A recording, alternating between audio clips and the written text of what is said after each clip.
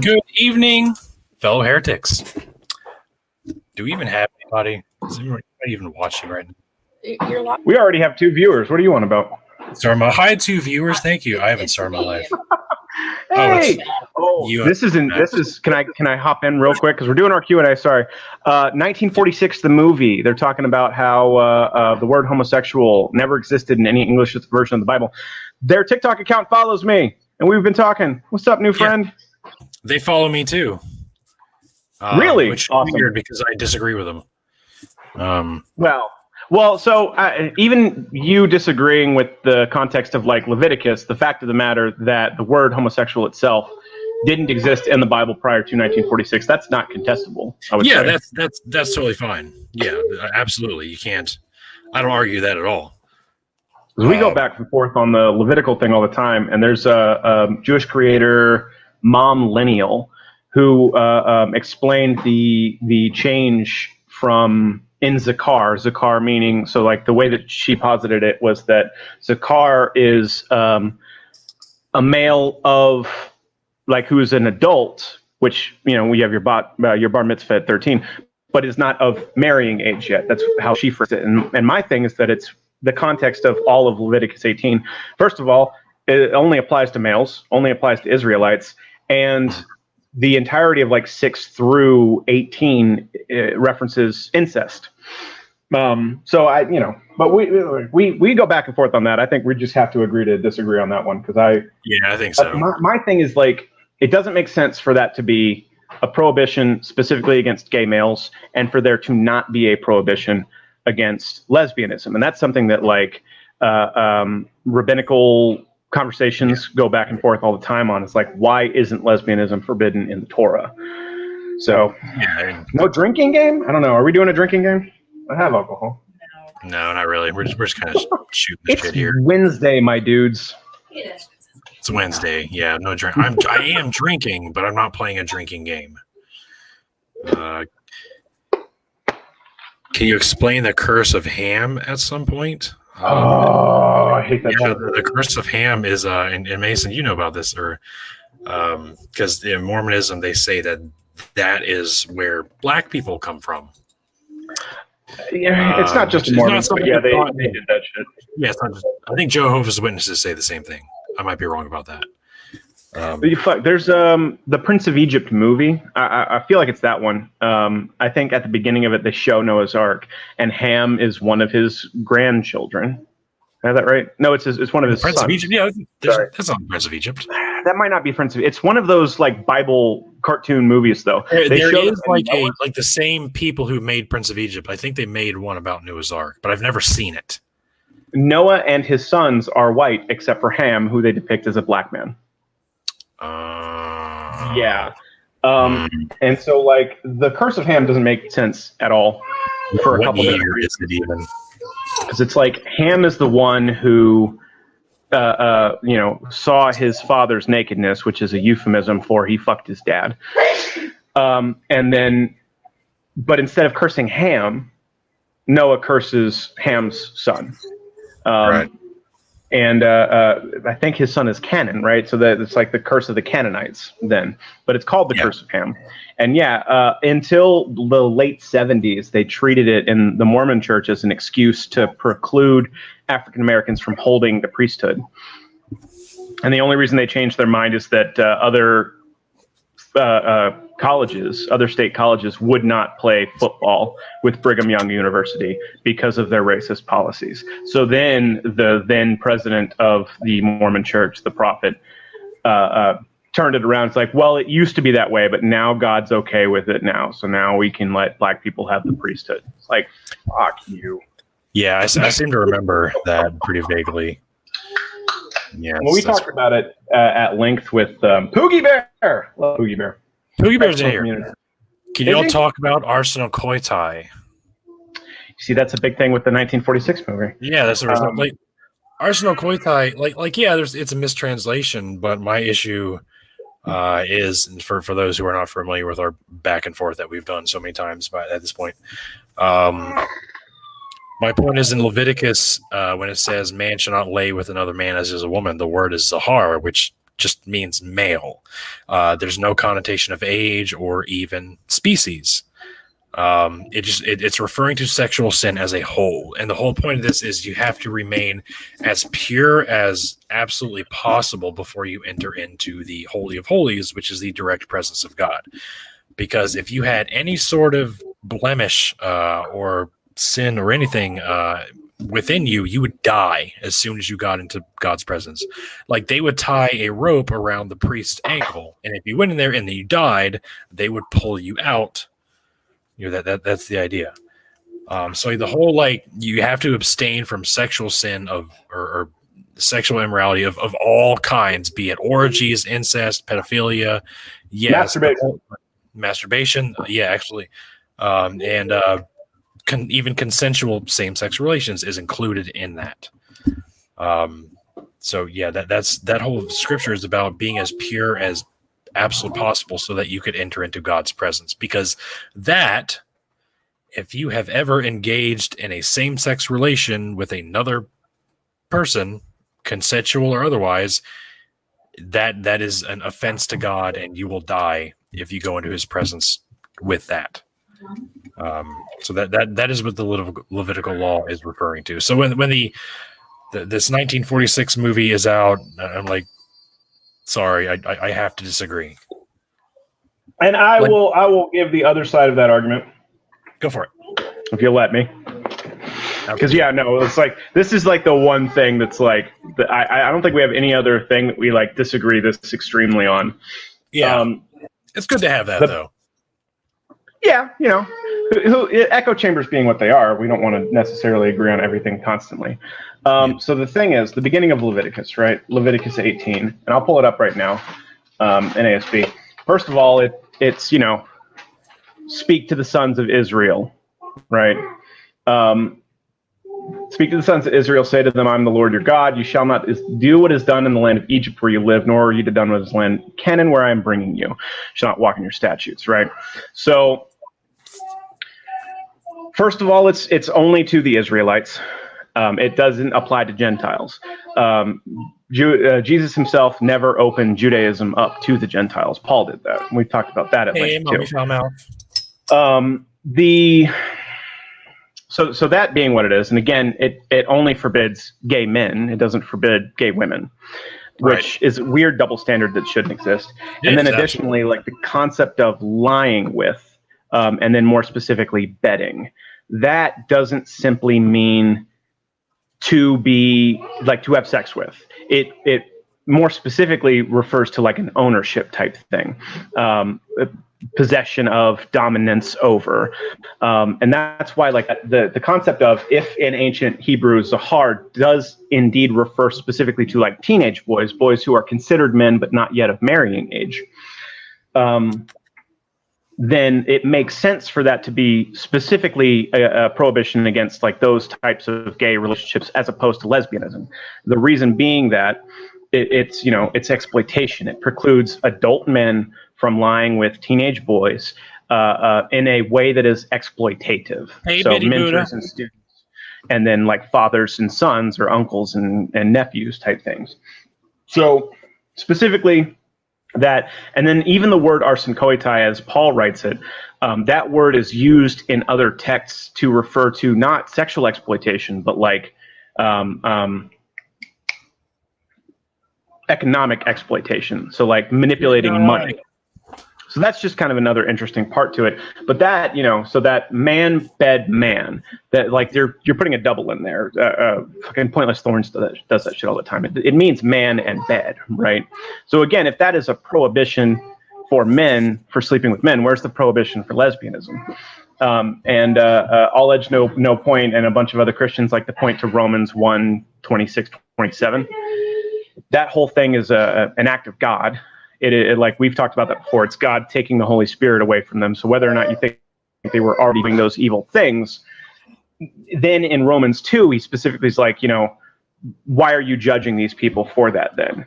Like they want to read just that one verse. They don't want to read what happens before it and what happens after. It's like you got to put it in context. They like to say that too. They like to say context, and then they never fucking look at the context. Yeah, and then like in Luke, when it talks about the woman caught in adultery, it's Luke and Matthew. I got an echo going on. I think it's from your end, maybe. Is it? I'll turn me down. So in Luke and Matthew, you have the woman who was caught in adultery, and they brought the Roman soldiers brought her before Jesus and said, Moses says we are to stone her. What do you say? And you let he who is free of sin cast the first stone. Very popular story that is not in our earlier manuscripts, by the way, that was added later. But that's beside the point. But I think that is kind of connected to what you were saying, Crimson, that there's no accountability for the men. It's just for the women. So like this woman committed adultery, but the man, they didn't care about the man. Like they didn't give a shit. But the fact that she did this, that's a problem. Just like in Leviticus, like they don't really care that a woman does this. But they do care because of the man. It's kind of backwards. Well, that's women are property, biblically speaking. That's all that biblical marriage is a business transaction between a man selling his daughter and the man buying her. Jackal Twinkie, what's going on? The majority of like purity culture comes from that idea of premarital sex being a sin. The reason is that if you had sex with a woman who had not yet had sex, then she was worth less than she would have been if she was sold as a virgin. So why are we adhering to that at all? It's real fucked up. Because there was also this belief at the time that if you were inflicted with a disease, the cure for that disease was to have sex with a virgin, which led to having sex with underage girls because they were only virgins that they could find. So they would those women would be sold off or whored off or prostituted off, whatever you want to say. And yeah, that's where that practice kind of came from, or at least one extent. You get over there. No, I'm dying. Biddy Buddha is alluding to, I feel like it's in Deuteronomy, where there's a prohibition that says if a woman is raped in a town and nobody heard her cry out, she is to be stoned to death. That sounds familiar. Yeah. Yep. There's that one. If a woman is outside of a town and she's raped, then the rapist has to pay her father 50 shekels, and he has to marry her, and he's not allowed to divorce her. Same concept. Do we point out any other religious flaws? It's always Christianity. Yes, we do. I go after Islam pretty frequently as well. Most of my content is regarding the origins of Abrahamism, and so it's kind of more Judaism than Christianity. And the reason for that is that it's all encompassing, because like when you do that, you go after Judaism, Christianity, and Islam, like in one foul swoop. Like the God that these three major religions worship is not what any of them think it actually is. I get called anti-Semitic for doing it, and it's like it happened today. Somebody was like, I might have thing, and I was like, I can't really address this without people saying that I'm anti-Semitic, but I'm not. And what I'm saying is an anti-Semitic. And somebody's like, if multiple Jewish people are telling you it's anti-Semitic, then it's anti-Semitic. I was like, okay, explain to me how. Pointing out that things that existed in the Bible are not historically accurate, and the Bible itself is a product of like earlier polytheism. How is saying that in any way anti-Semitic? There's nothing about those statements that has anything to do with the Jewish people. It's about the Bible itself and the Torah. Just yesterday, I made a video making fun of Ben Shapiro. I don't know if you saw it, Crimson, or not. I did. Yeah. It got taken down today. In a bag, and it's like, yeah. It got taken down for bullying and harassment. And I had someone like say that was anti-Semitic, what I said.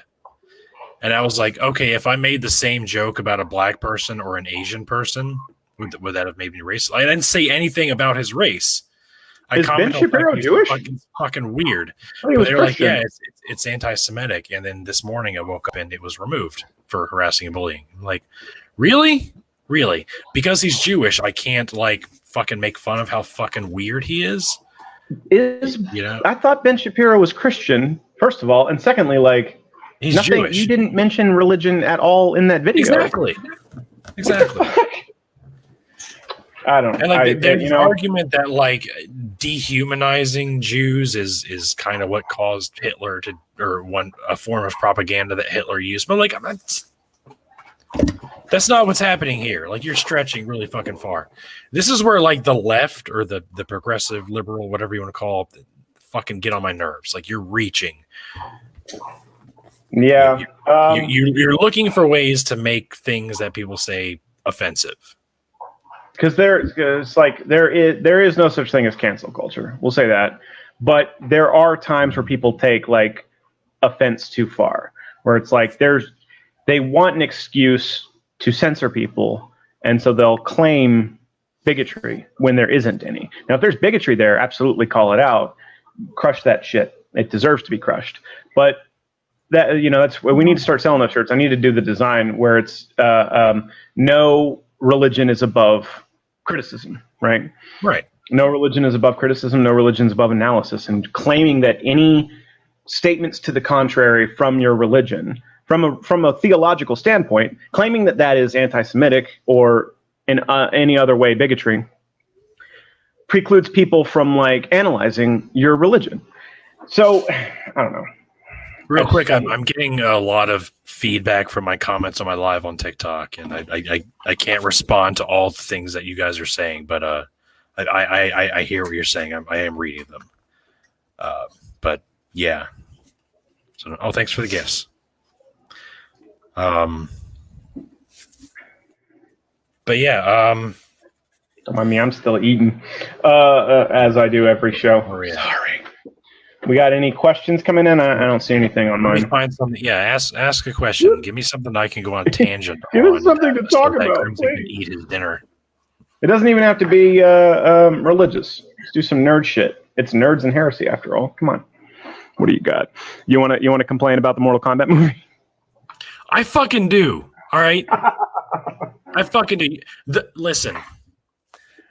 I tried very hard to give it the benefit of the doubt because I was very excited about it. I'm a big Mortal Kombat fan, as most people are as a millennial. But the more and more I think about it, the more I realize it was fucking garbage. Like there was almost no redeeming qualities about it. Like, the acting was terrible. The fights, the action scenes were meh, adequate, I guess. The character development was, the storyline, like everything was just, and the acting, I can't get over the acting. Like, it was so overacted.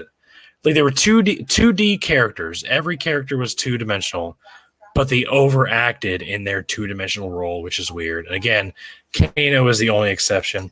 Sonya Blade, kind of, and Cabal, kind of, as well. But everyone else, and then the main character, they created out of fucking nothing. Like, the main character is not in any of the Mortal Kombat movies. So I'm like, the more I think about it, the more I'm like, yeah, they fucked this up. This was bullshit. What the fuck were they thinking when they did this?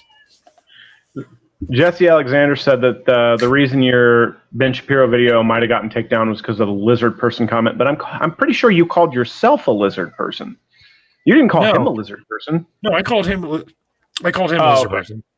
I was like, apparently that's anti-Semitic. That has nothing to do with Jewish people. There's a Illuminati myth that the people that like run the planet are reptilian people from the center of the earth. That's what I was referring to. That has nothing to do with because they say that Hillary Clinton's one of the lizard people. So, Donald Trump and a bunch of other people. By the way. And, going back to the thing about, so here's the problem. I am not either. It's like, that's like, don't get me wrong. Don't get it twisted. I like Bill. Bill's cool. Bill's great. Hillary, I don't know. She tried too hard, and she fucked. Oh my God, I forgot his name. I can see his face. Bill, Obama, Trump. No, Bernie Sanders. I forgot Bernie Sanders' name. Bernie should have gotten the nomination for a Democratic nominee, and he would have won. Yeah, I agree with that, actually. I followed that very closely at the time. It's Hillary's fault we had Trump for 4 years because she's that unlikable. Sorry, but no, the problem with it's not even that. Like she won the popular vote by like 3 million, right? But she didn't. That is the other part of it, is that she did technically win, but she close only counts on horseshoes and hand grenades. She avoided what was Idaho or something. She should have gone to get the electoral college. She almost won Texas. She got like 46% of the vote in Texas. Texas fucking is Biden won. Biden won Texas. Did Biden win Texas? I doubt it. But on the comments confirmed. Did Biden? Biden won Pennsylvania, I know. And it was purple before, but it's blue now. Georgia. He won Georgia. We got a good question in YouTube, but I did want to just say one thing about video game movies. And specifically, so the problem with Mortal Kombat is you can't have any of the characters die in the movie, right? I mean, you could, but they're not going to. So I haven't seen it yet, so I don't know. But then, like, video game movies in general, you lose the experience. And so it's like the story's not as good. Like, I would watch, like, a Metal Gear Solid movie. That's about the only thing. Like, the Assassin's Creed movie was garbage. The Super Mario Brothers movie was garbage. Oh, yeah. The Hitman movie sucked. Metal Gear Solid movie?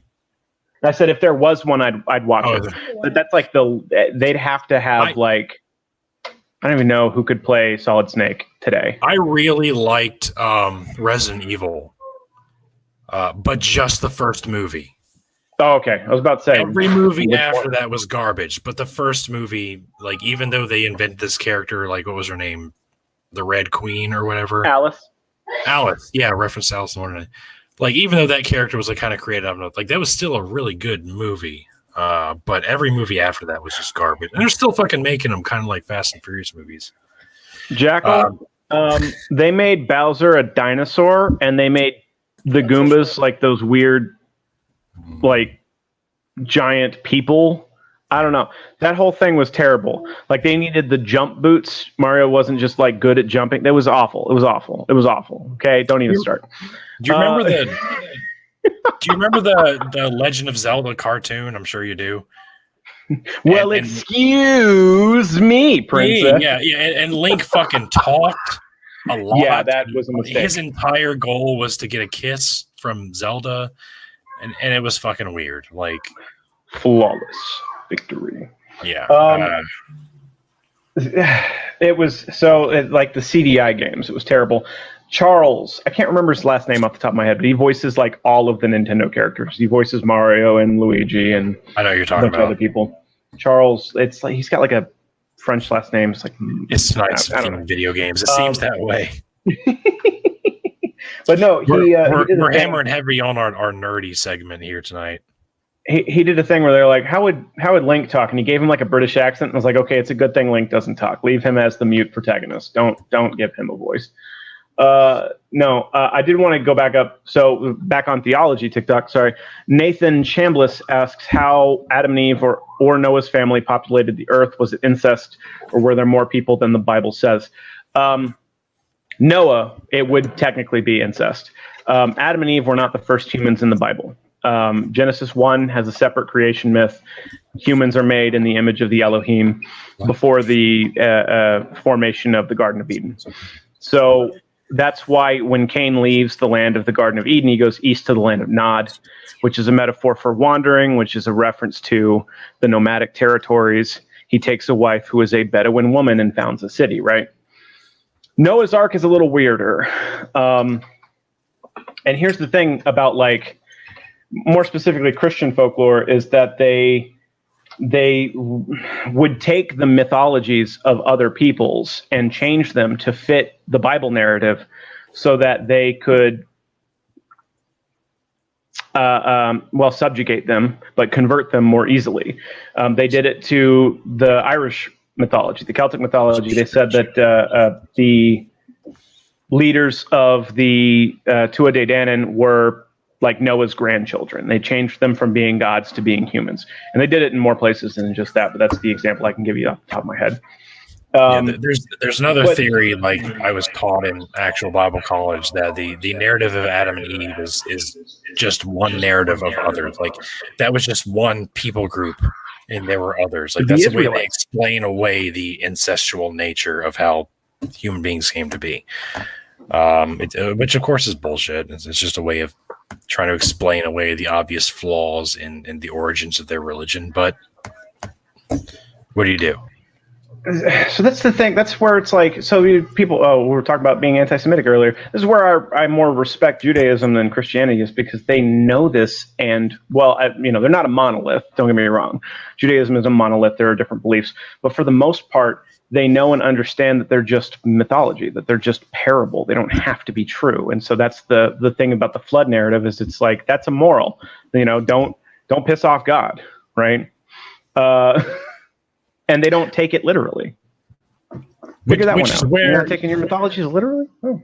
Which is where I was when I was a Christian. I was like I was totally okay with believing that the creation narrative was a form of Hebrew poetry because it followed a certain a similarity to in the stanzas and the structure and organization. Like it fit within the structure of Hebrew mythology.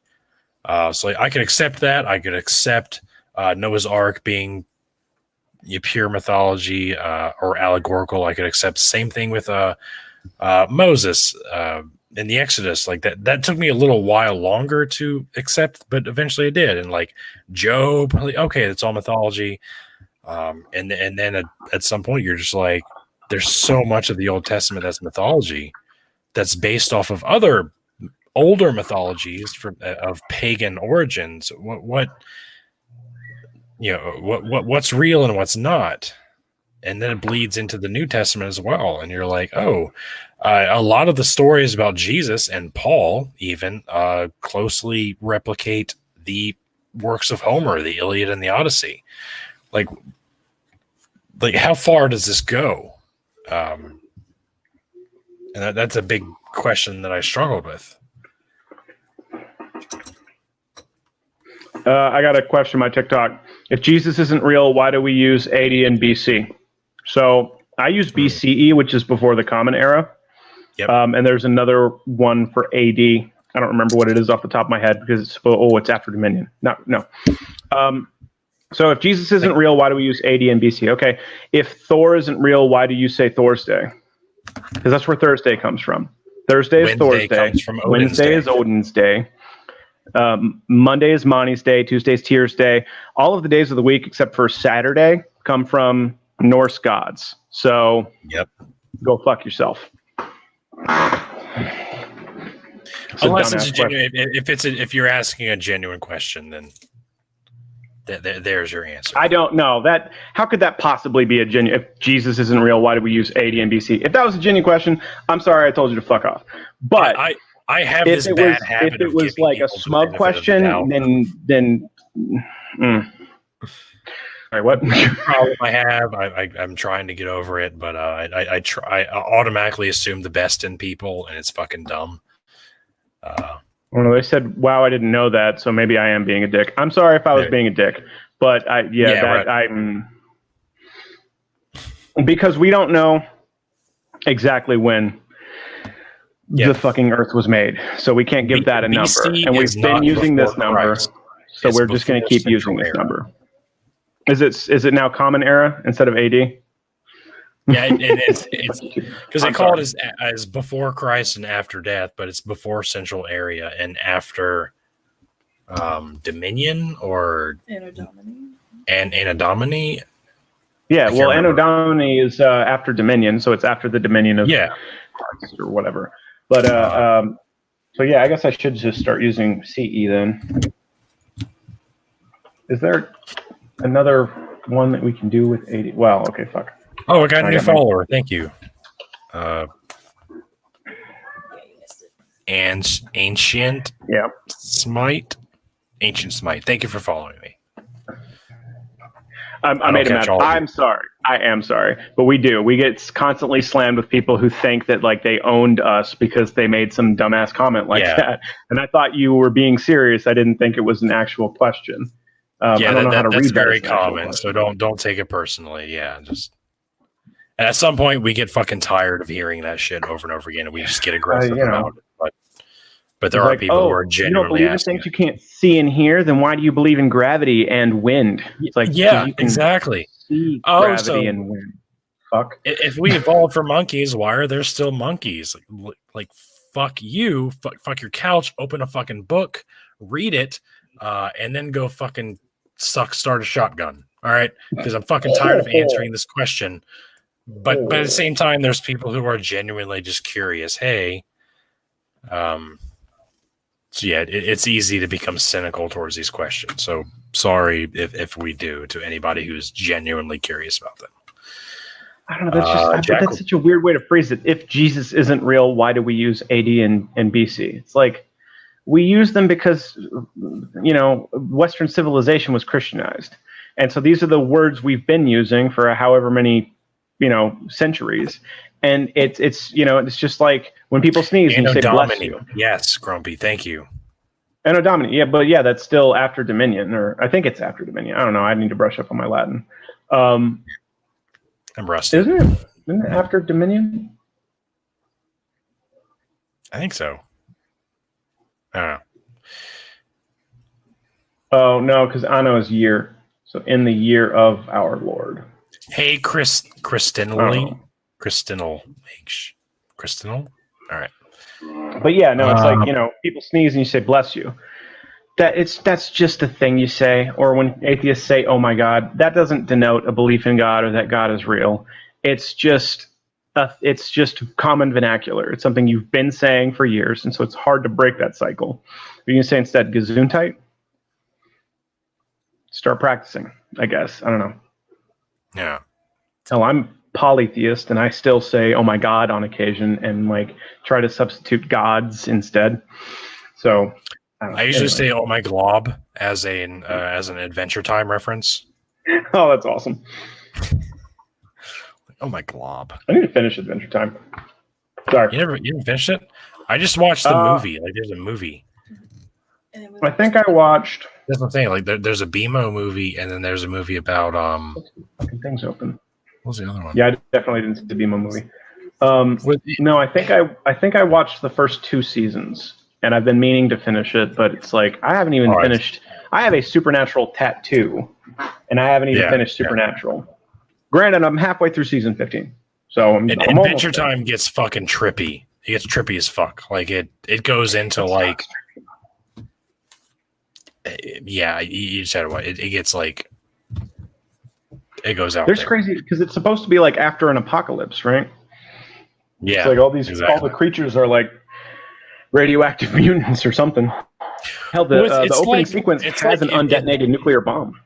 Yeah, so it's like if there was a nuclear bomb, it actually went off and it mutated all of mankind. Like what would happen? And the nuclear bomb were to open portals to alternate dimensions and then kind of fuse those dimensions together into one, so one could influence the other. It goes pretty. It gets out there. But it's great stuff. All right, where are we at?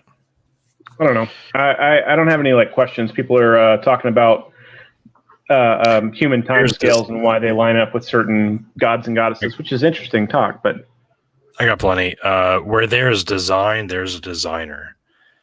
Bullshit. So the problem with the intelligent design argument is it fails to distinguish between design and non-design. So you can look at a building or a watch, as often is the case, and see that it's designed. But when you look at a rock, you don't think it's designed. You think this is obviously something that was created out of chaos. So it fails to distinguish between the two. So if I was designing human males, I would make the holes that we pee and come out of different.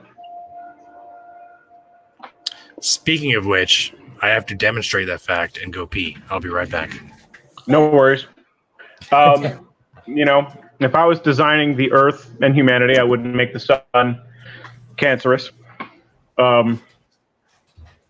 Say I wouldn't make volcanoes capable of exploding on land or near enough to land to hurt humans. Probably wouldn't do tornadoes or hurricanes either. Is he just playing like a big game of The Sims and occasionally just wants to hit the buttons that destroy all the humans? Because that's what it feels like. I'm expecting Godzilla any day now. Any day now. No. Yeah, intelligent design is bullshit, as I am demonstrating right now with my inability to fucking speak. I hate that shit. Saying God bless you after you sneeze, superstition, you lose your soul. I thought it was that they thought that demons were leaving your body. Some other nonsense like that. Wasn't that it? Somebody help me out in the chat. God bless you. Is that not demons? That was demons. I like to think that gods are like us. They grow and learn like we do. For other mythologies, that's certainly true. And even if you look at the Bible, God is clearly changing and growing, as it were. After he floods the earth, he's like, okay, I won't kill all the humans anymore, but I still will sick she-bears on children if they call my prophets bald. Yeah. So, progress. But they'll argue he's eternal and unchanging. Is he? Because he changes his mind all the goddamn time. I say bless you after my wife farts. Ew. Got to remember that. I still play SimCity on the Super Nintendo. Speaking of which, you need to finish your thing. I haven't started. No, I did. I separated all the games that you were talking about. So I have them set up. I just need to actually put them on the thing and make sure that it's still working, and then put it. So I got a thing. My ears hot. It's got like 2,500 games on it.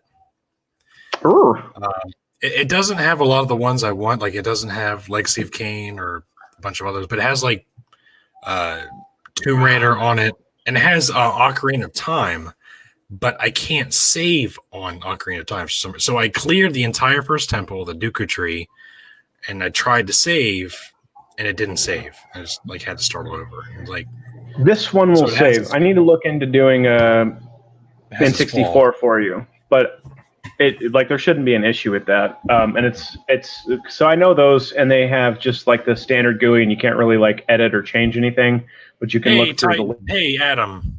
List. Hey, Free Spirit. Hey, we got a lot of people in. Oh yeah, how many viewers? 21 people watching. Yay! I just finished shaping. I built a RetroPie, and I modded my PS Vita. So I don't know what a Retronaut is. But having this one, I like doing it on here because I can take the thing out and still use it as a regular Vita. And it's, I'm a control freak and a perfectionist, so I have to be able to edit and modify it.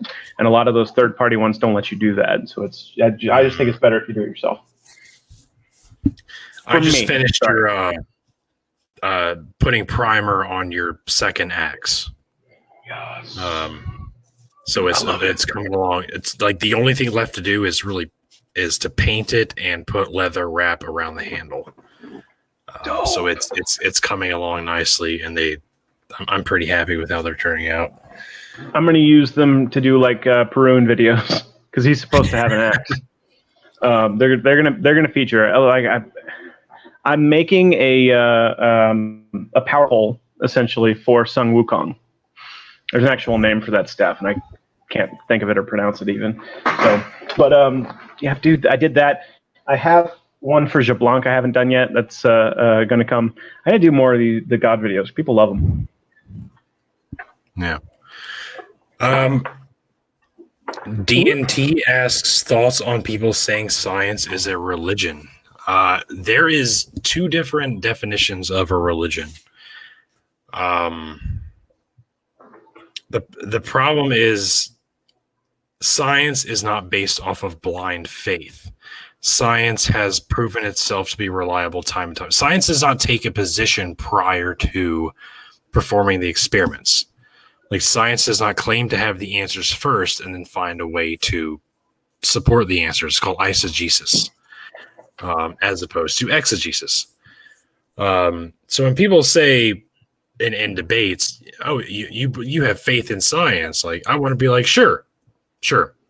Say I have faith in science. So what now? What happens now? And they try to trip you up by saying, "Oh, what you're doing is exactly the same as any religious person." Like, no, science has proven over and over again throughout the entirety of the human race that it is capable of demonstrating that it is true. Like, science seeks a way to recreate in a lab its hypotheses and then adjust its opinions accordingly. Religion does not do that. Religion will say, I believe this. Let's go to the data and try to force the data into meeting that. So case in point, not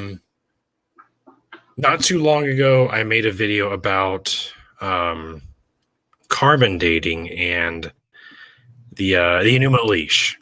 And I was like, the Enuma Elish is 2,000 years older than the account of Genesis. And I looked, when I was doing research on this, I saw a video on YouTube, and it was a theist, and he was like, literally, this is almost an exact quote. He's like, we need to find a way to see why carbon dating is inaccurate in order to make it fit with this. And I was like, like you're that unwilling to adjust your opinion that you're like, we need to find a way to change this because clearly Genesis is the first one. Like, no, it fucking isn't. No, it isn't.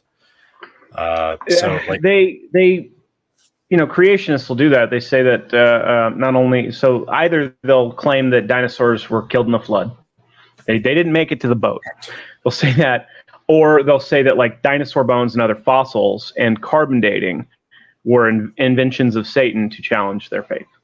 So that's, you just have to be staunchly anti-science if you're Christian, really. That's the only way to get around it. If you're not going to accept that the Bible is not meant to be taken literally, then you need to just be anti-science.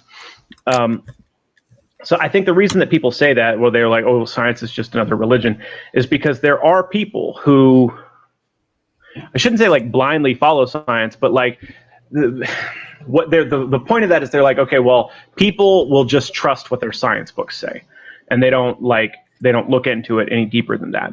And there is a problem with that, where if you're quoting certain things and you don't fully understand it, and then you're trying to act like you do, right? You get into like the Dunning-Kruger effect, where you think you know more than you do, and then you end up making mistakes. And we don't need that. We need people to be like on point when they have these discussions. So it's like there are things that science has said that like have been in science books that were wrong.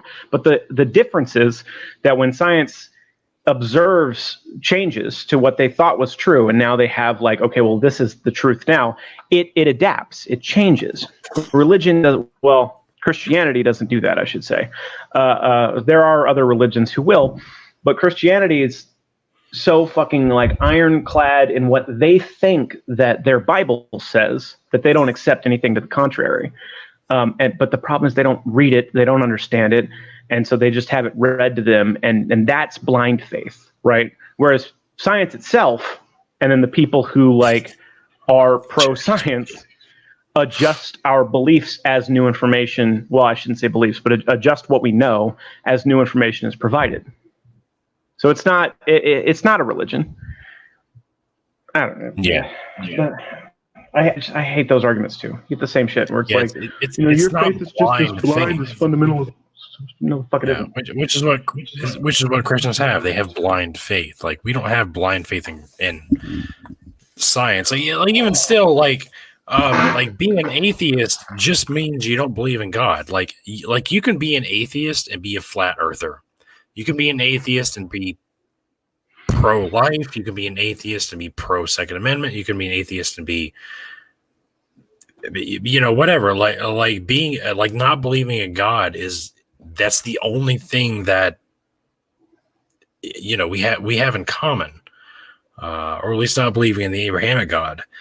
But everything else is extra. So like, oh, you're an atheist, but you believe in science. Like, no, I could be an atheist and not believe in science. Like you're an atheist, so you believe in socialism. Like no, I could be an atheist and be capitalist. Like you don't fucking know. But yeah, I feel like we get stereotyped a lot. But yeah, fuck. All right, where are we at? I had a thing, and it flooded in and out of my brain. I'm sorry. You ever have those? I hate it when that happens. You live in a fifth dimension. Don't trip. You do, because there's three-dimensional space, but the fourth dimension is time. Time and space, as per Isaac Newton, or no, Albert Einstein. Einstein believed the fourth dimension was time and space. Yeah. Well, so 2D, XY axis, then 3D is the Z axis, 4D is through time, because like a third dimensional object is stationary, can't move, has nowhere to go. When you add time to the mix, so that's right. I have that conversation all the time. So it's like we're either fifth or sixth dimensional beings, depending on which physicist you're talking to. And I do like, we know that there are higher dimensions of just in geometry, certain mathematical formulas work out. So it's like that to me is where my divinity lies, is that I think that anything that could be construed as a god would be a higher dimensional being. I don't think that they're truly divine. I think that they're essentially aliens, right? Which that makes me a fucking crazy person. That I'm a fucking crazy person. No, I think the existence of life within our universe outside of Earth, I think that's uncontestable. Look up at night; those aren't light bulbs; those are giant nuclear explosions occurring billions of miles away. So then, like the Fermi paradox. Idea that so Fermi's paradox. Why haven't we been visited? Maybe the fuck we have. And they didn't call themselves aliens; they called themselves gods. So then, within Celtic mythology, they fucking left Earth, right? They opened dimensional doors in Sith mounds, and they left Earth. So were they higher dimensional beings, or were they aliens, or are they gods? Time and space was labeled as the fourth dimension, according to Einstein. Sorry, I'm talking to my wife. I'm not sure about any of that. I just know that time would be what is the fourth dimension, because you have space, and then as you move through space, it's not the Z-axis. It would be like axis alpha alpha, essentially, or something else. So real quick, someone asked, what is the dark force? They said dark force theory. It's the dark forest theory, not force. So the dark forest theory is shut up. I'm not a physicist. You have at it. All I know is that we aren't third dimensional beings. It's just a third dimensional space as opposed to fourth dimensional space. Yeah, like mathematically, we're supposed to be like 13 or 16 dimensions. Because they said that like sound was one dimension, and so smell. And I was like, okay, now we're talking about senses. So I don't know. Yeah, this shit's way beyond way outside of my wheelhouse. It's like we're sitting still, but we're moving millions of miles an hour right now. I don't know if it's millions of miles. It's like, how fast is the Earth rotating? How fast is the Earth moving around the sun? How fast is the system itself rotating? And how fast is the solar system moving around the galaxy? And then how fast is the galaxy moving around the universe? We're moving real goddamn fast right now. So when it comes to the dark force theory and the Fermi paradox is basically like mathematically, it's statistically impossible that there are no other life forms on this planet, that there are not thousands of other planets capable of sustaining life. So that begs the question, why haven't we come into contact with any of these other civilizations of alien life? And there's different theories about like the technological gap theory. Like there's no, you reach a certain point in your technological advancement and you can't go beyond that. And there's like another one about like technological ring. I can't remember that one. The dark forest theory, like I was talking about earlier, is my favorite. And that is the aliens knew our nature. So they knew if they appeared to us that we would subsequently form a religion out of them, out of their visit, and we would worship them, and we would kill each other over our ideas of how we should worship them and what we should do to have them visit us again, because they've observed that that's what we do with religion already. and they don't want to be a part of that. So they refuse to come to our planet because they do not want us to kill each other over their visit. That's the Dark Force theory. And I think it's fucking fascinating. That's a pretty cool way to look at it. Right. You know, potential answers to the Fermi's paradox. I think ultimately it boils down to faster than light travel is either impossible or really fucking hard to figure out. And then even if however many numbers of alien species have already figured it out, even if that were true, they would have to find us. And we are a speck in the universe. We are a speck of a speck of a speck. So and that's part of the technological gap theory. Then again, we are really fucking loud. We're sending out so many signals into space constantly that if they came close to our solar system, they probably would hear us. But I don't know. So that's the other thing is that in March of last year, everybody was distracted by COVID. The United States government admitted the existence of UFOs. Yeah, I haven't looked into that, but I'm like, What happened? I'm still skeptical. But again, I haven't. Okay, I'm just saying that in the Liber Gabala Arin, the Book of Invasions, the Celtic mythology, they said that the Tuatha De Danann came to Ireland, and following them were clouds of black smoke. And then when they landed, they burned their ships, and there was black smoke obscuring the sun for 3 days. There was already black smoke, and then they burned their ships? No, those motherfuckers crash landed. They were aliens. I'm fucking telling you. I'm just saying. Just names all. Yeah, no, it sounds like aliens to me. They had a cyborg. The Fomorians had flamethrowers. I'm just saying. I'm not familiar at all with what you're talking about. I'm not even going to pretend.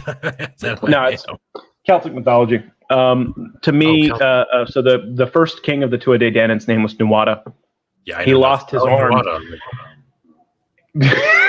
Like he lost his arm, and they built an arm of silver for him.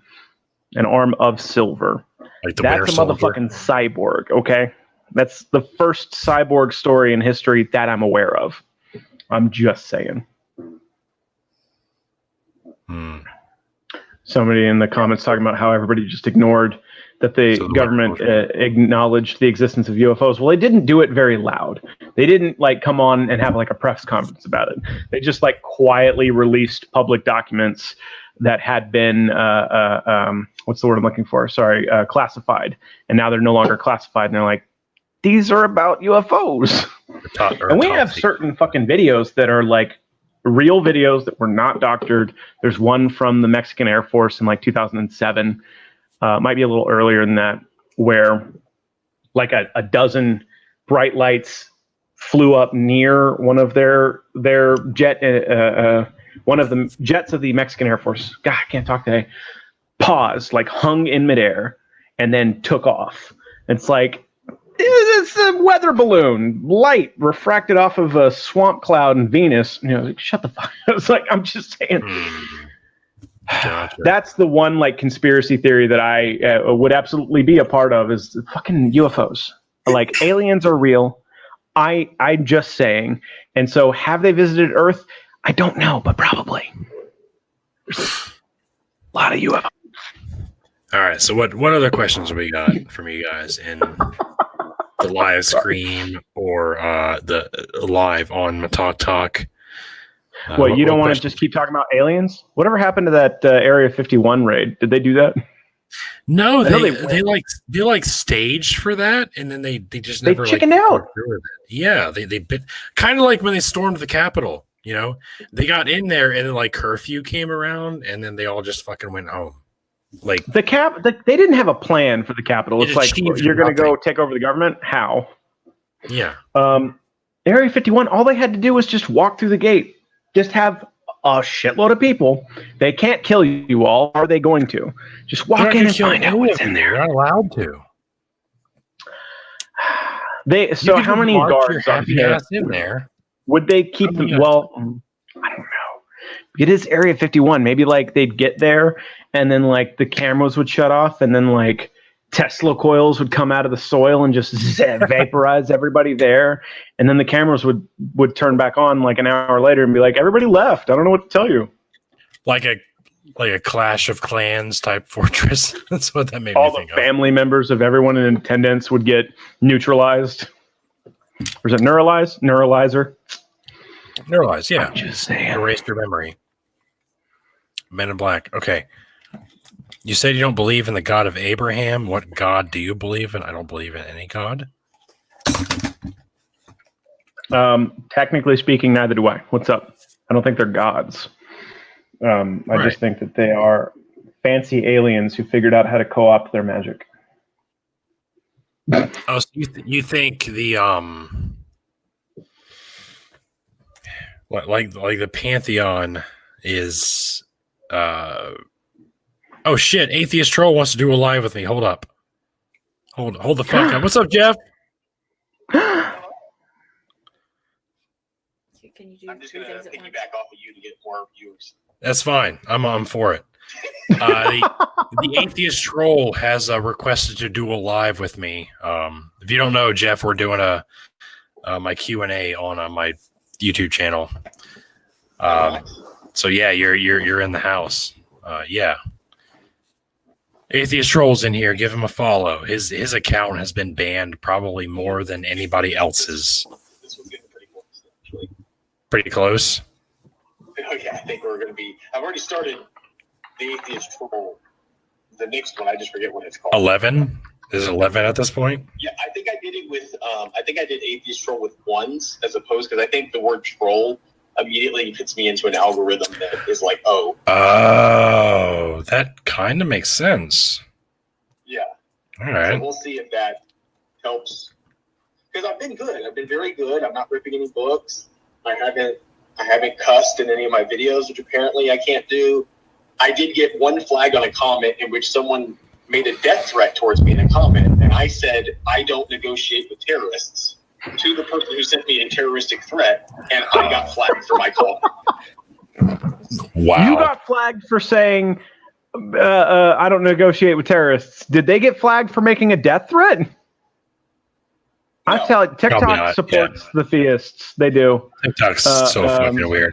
I made fun of Ben Shapiro yesterday, and that got taken down. Really? You can't make fun of Ben Shapiro. He makes fun of himself.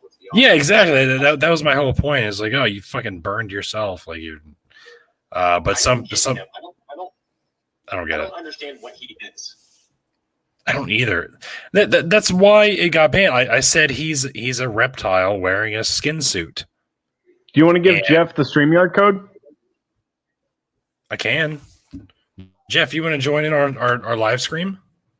Yeah, I can do that. You should maybe mute him before you do that, so What do that you need? other people don't jump in. You should maybe mute yourself before you give him the code, unless you like text it to him or something.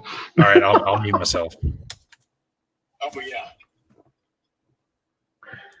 Kayla says all our witch TikTok friends are getting banned. Yeah, that's the thing. I'm telling you. I guess I don't know if they have CEOs, a board of directors, something. Whoever's doing like the automated banning process or whatever the fuck it is, they are picking on spiritualists. They're picking on pantheists. They're picking on atheists. And it's like, I have no idea how Pointless Thorns still has an account, because he is an asshole. He's a smug prick. I call him an anti-Christian because he acts very against how Christ told his followers to act.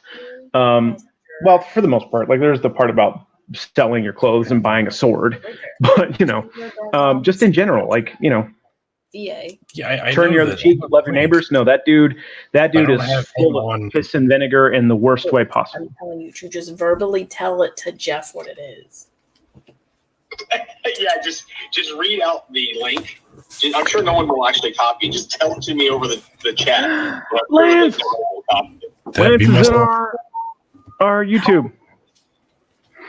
You can see I love you very much, my friend. When you pop up on my party, it gives me life. What? Oh my god. I'm gonna have to rely on you for this. I don't know what I'm doing. I'll give out my personal. Okay, we only have 20 people watching, and I only have 11 people in my live. Jeff, can you hear I me? have 40 people in my live. I have 13. So yeah, we've got a decent audience. So yeah, let's get Jeff in here. Hold on, Jeff. Give me a second. I got you. Hold on, girlfriend's got you, Jeff. Got my cell phone Well, then number. never mind. They got it. I don't think we need that. Where the fuck are you? Cultists, cult scientists. I have an entire phone Sorry. for TikTok Live. Of course you Separate do. from my real life. So you're Jeff, your cell phone number that you give out so often, is that like your actual number, or is it just like a number you use just for? It's for this phone, the phone that I'm on. My actual personal phone is here. Oh, okay, so you have two separate phones. Okay, that's what I was wondering. I have two separate phones. This is a cheap Android phone. Something. And then I have my iPhone. So this phone's like an older phone, but it's really good to separate my lives, and it's also really good for my mental health, because if I don't want to interact with the theist space, I just don't pick up this phone. Yeah, you can just shut the shit. That's brilliant. That's brilliant. It really is. Yeah, it's been very helpful. I might have to do that. I do get quite a bit of messages that are less than savory. So, there's only so many of those you can take in a week before you're like, all right, I'm kind of done yelling at. Yeah. Yeah, real talk. I had to just I intentionally made it very difficult to get a hold of me. Like for a while, it's been like DM me on my Instagram. That's the only way to get a hold of me. But I just started a Gmail account. So yeah. All right. And it's, I'm using a Google Voice, so it's not going to cost me. What are you doing tonight, Jeff? You don't have a show going on? My shows are on Sundays. Or just Sundays? You're not on tomorrow, right? This is the part of the Q&A where Captain Deadpool takes a phone call. You are on tomorrow? I am not. I work 10 to 6. I got this really fancy system. Oh shit! Phone calls now. So I can actually Bluetooth to my phone, and then I can take phone calls. Okay, Jeff, I sent you a message through TikTok. Oh, really? Did you hear that? Okay, wait, hold on. I can do that on this one. We're getting Jeff in here. Mason, what the fuck? Hang tight, guys. What happened? Look at your screen! What? I see he's wearing a fucking beard. That's all right. I've known that for a while. I just didn't react to it. Just because I didn't react to it doesn't mean I didn't notice it. Yeah, okay. So I need to put my glasses on to read. Hold on. What are we talking Hagrid. about? Haggard. You're a wizard, Harry. It's my Perun costume. Look for the spiders. Follow the spiders. I got an upgrade. I don't know. I was just like letting you talk to Jeff, and I was just like looking around my desk. It's like, oh, I just throw on my Perun costume for fun. For those of you who don't know, Perun is the Slavic thunder god. Mute Mute my phone. your phone. Perun, Zeus, Thor, and like two other gods all come from an earlier Proto-Indo-European god named Perkunos. Unmuted. So, the more you know. Perun and Thor are essentially the same person in the way that like Jesus and Dionysus are the same person. Yeah, the stash is kind of fucked on that. I have to like tape it Or to my Jesus face. and Romulus, or Jesus and Zamoxis, or Jesus and Osiris. Hey, I'm gonna throw him in. There he is. There he is. Hey. What's up, Jeff? Oh, I like that. Just shit on your wall. It's a very fancy looking design. Oh well, never. Oh shit! It just comes off. I thought it was like a painting. Foam, That was interesting. like a That foam just board. fucked with my brain, like Yeah. hardcore. It's made out of felt.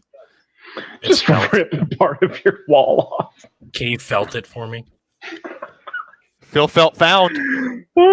I need to put a thing like right here. I need like a little whiteboard, and I'm gonna write the number 9 on it. And Ricky knows why. 9. 9. 9. No. My lips How are many sealed. people Alicia's killed by talking at them? No, it's just still. So Jeff, what do you got going on tonight?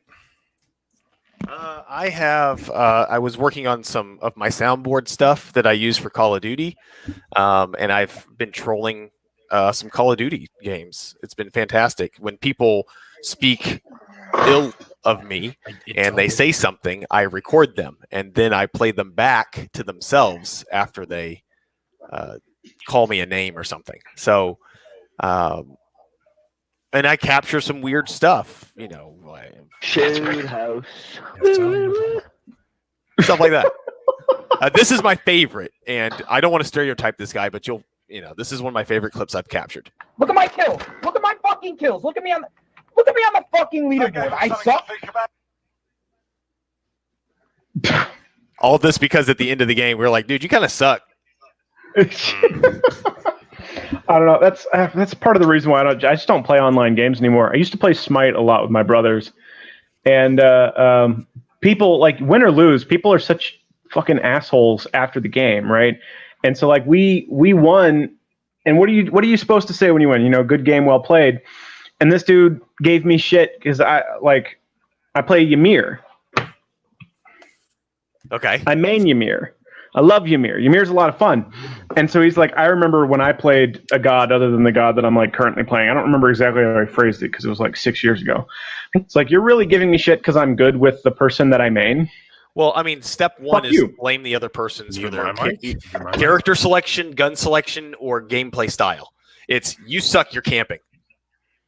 You were camping the whole time. You got an echo from somebody, and It's you. It's your phone. I don't No. think it's me. Did you turn the volume off on your phone? Well, you're muted now. So that it's not making any noise. I don't think it's me because y'all are real quiet on my end. Is it me? Hello. This is the technical difficulties portion of the show. Okay, how about now? Oh, no, I live, is accidentally it? entered my live feed. There we go. See? Well, Oh, that's no. good enough. Again. It was my phone, Do it again. but I had the volume all the way down. Is it an Android phone? It's a Sony phone, isn't it? The volume doesn't turn the whole way down when you're live. Does Sony make phones? Is that a thing? They did. I don't know. Sony Vio. Was it But tablet? Sony- or a laptop? I think they make Oh, no. phones. I just don't think they're popular in the U.S. Our YouTube says that they're not getting any kind of echo. I'm not hearing an echo, which means it might be me. I don't hear an echo. Well, I think we're I good. just ended my live, which I think was a big part of it somehow, even though I was on silent. But I Well, they were in there. but yeah, no, that's if I play games online, I got to do like co-op shit and like with people that I know. I love playing with a large group. Like because- co-op games are fantastic. It's it's the fucking it's that mentality. It's so fucking negative, and it poisoned me. I think for a while. For some reason, Like as that's much as where I love breathe. that game, I can't do it because of the people that play. I don't know why. I just I'll have a nice day at work, and I'm like, I want to get online and yell at some people. And it's just it's the environment that I thrive in. I think that's actually why the trolling side of me came out was through Halo 2, because in Halo games when that they tracks. updated, they updated the Halo games to in 2 when it went to Xbox Live, you could hear people within like 30 meters of you if they were in the space. So even if they're on the enemy team, you could hear them if you're using comms, them talking to their own team, because you would in real life be able to hear somebody yelling and And I was a very early adopter of higher end equipment. I've always been kind of a audiophile.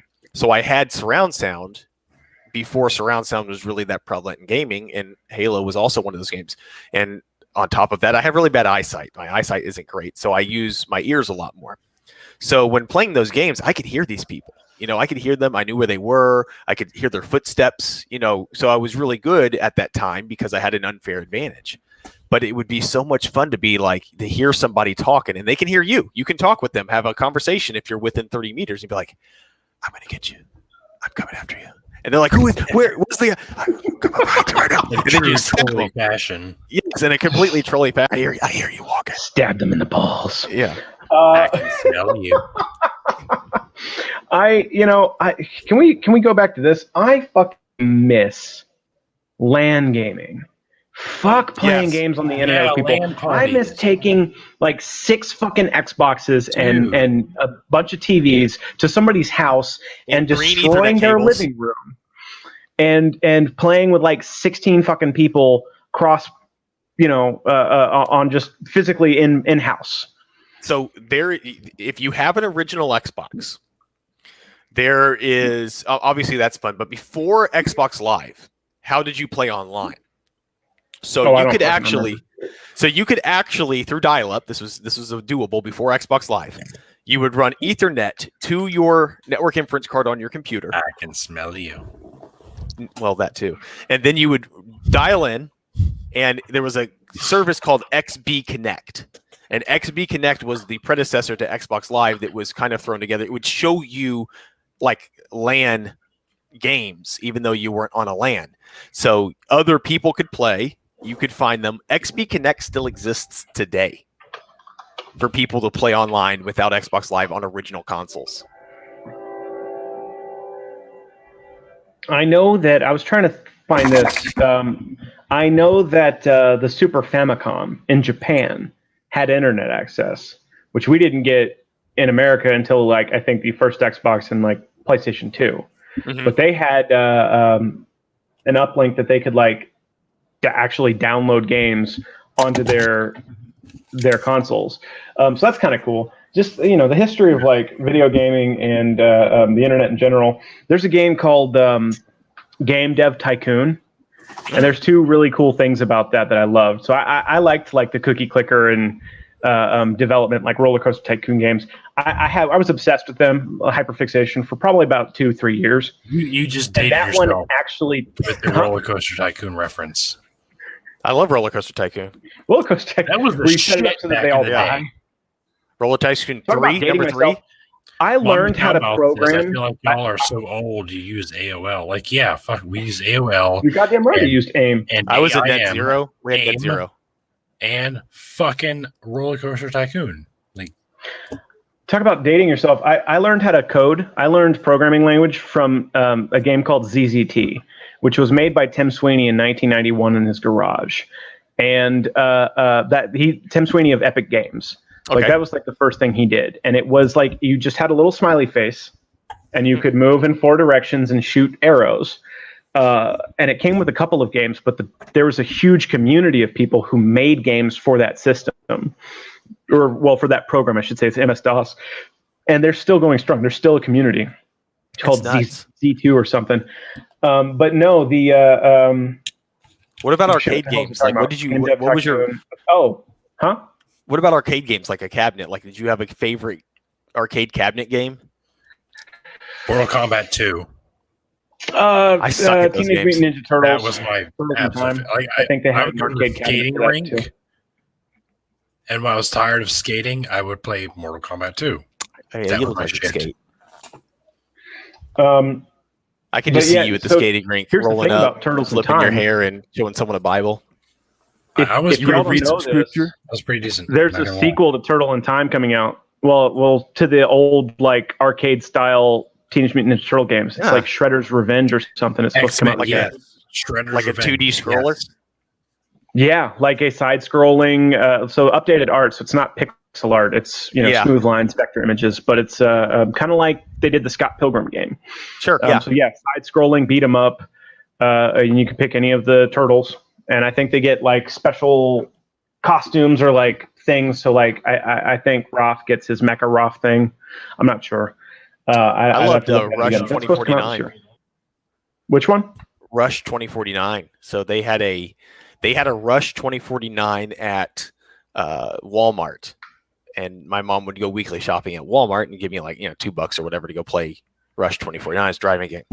And what was really cool about it, You said that, and I was thinking of the it's like San the Francisco band Rush. Rush. Oh no, not that. But it's like it's a driving game. But the thing is, I played the game so much, and you could actually this is like ahead of its time. You could put your phone number in, and it was connected to the internet, and it would save your like progression.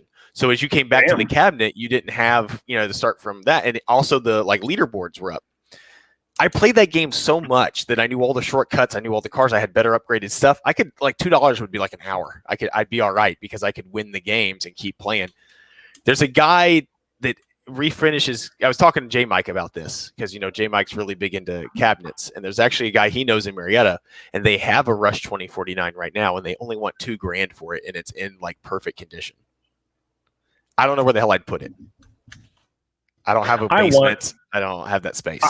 I want to get like an old arcade cabinet that's got enough buttons. So I need joysticks and like 6 buttons and probably 4 of them. So maybe like 4 cabinets.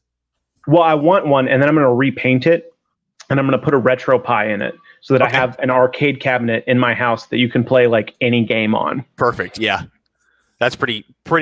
Luckily, it's become more common. It's easy to get parts and pieces and instructions. Yeah, I would love to. That when we move, because we're in an apartment right now. When we move, we're gonna have either a garage or a workshop, and I want to build arcade cabinets like that. And I could probably sell them. I don't know if it's legal or not. I'm right behind you. Maybe if I build a cabinet itself, how is it illegal? And leave the software out, so that it's because just don't. No. You don't have to give them the pie. Yeah, that's what I'm saying. Like, I'd leave on the software out, but I'd set up the cabinet and I'd paint it however they wanted it. It's like the controllers are here, the hardware's here, the software is your problem. You could put everything on it except for ROMs. Yeah, I could even do the emulators because the emulators aren't legal. Illegal, so like on the PlayStation, the bin file, you have to rip yourself from your actual PlayStation, and that's perfectly legal. And then like you can rip ROMs that you physically own copies of. So it's like I have, I did this specifically like a couple of years ago. I went to stream Terranigma. Actually, I have a copy of that game specifically so that I can play it. Here's the problem, and what I didn't take into account, this isn't actually a Terranigma cartridge. It's a cartridge from Super Mario World that somebody uploaded Terranigma on and then put the sticker on it. Nice. So that kind of sucks. But you didn't hear that from me, except it's on the internet now. Anyway.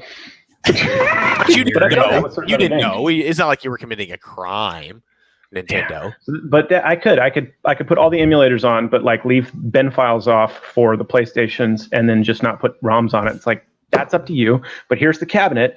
Give me money. Yeah. Did you know that like CDs and DVDs, you don't own the CD or DVD, the physical.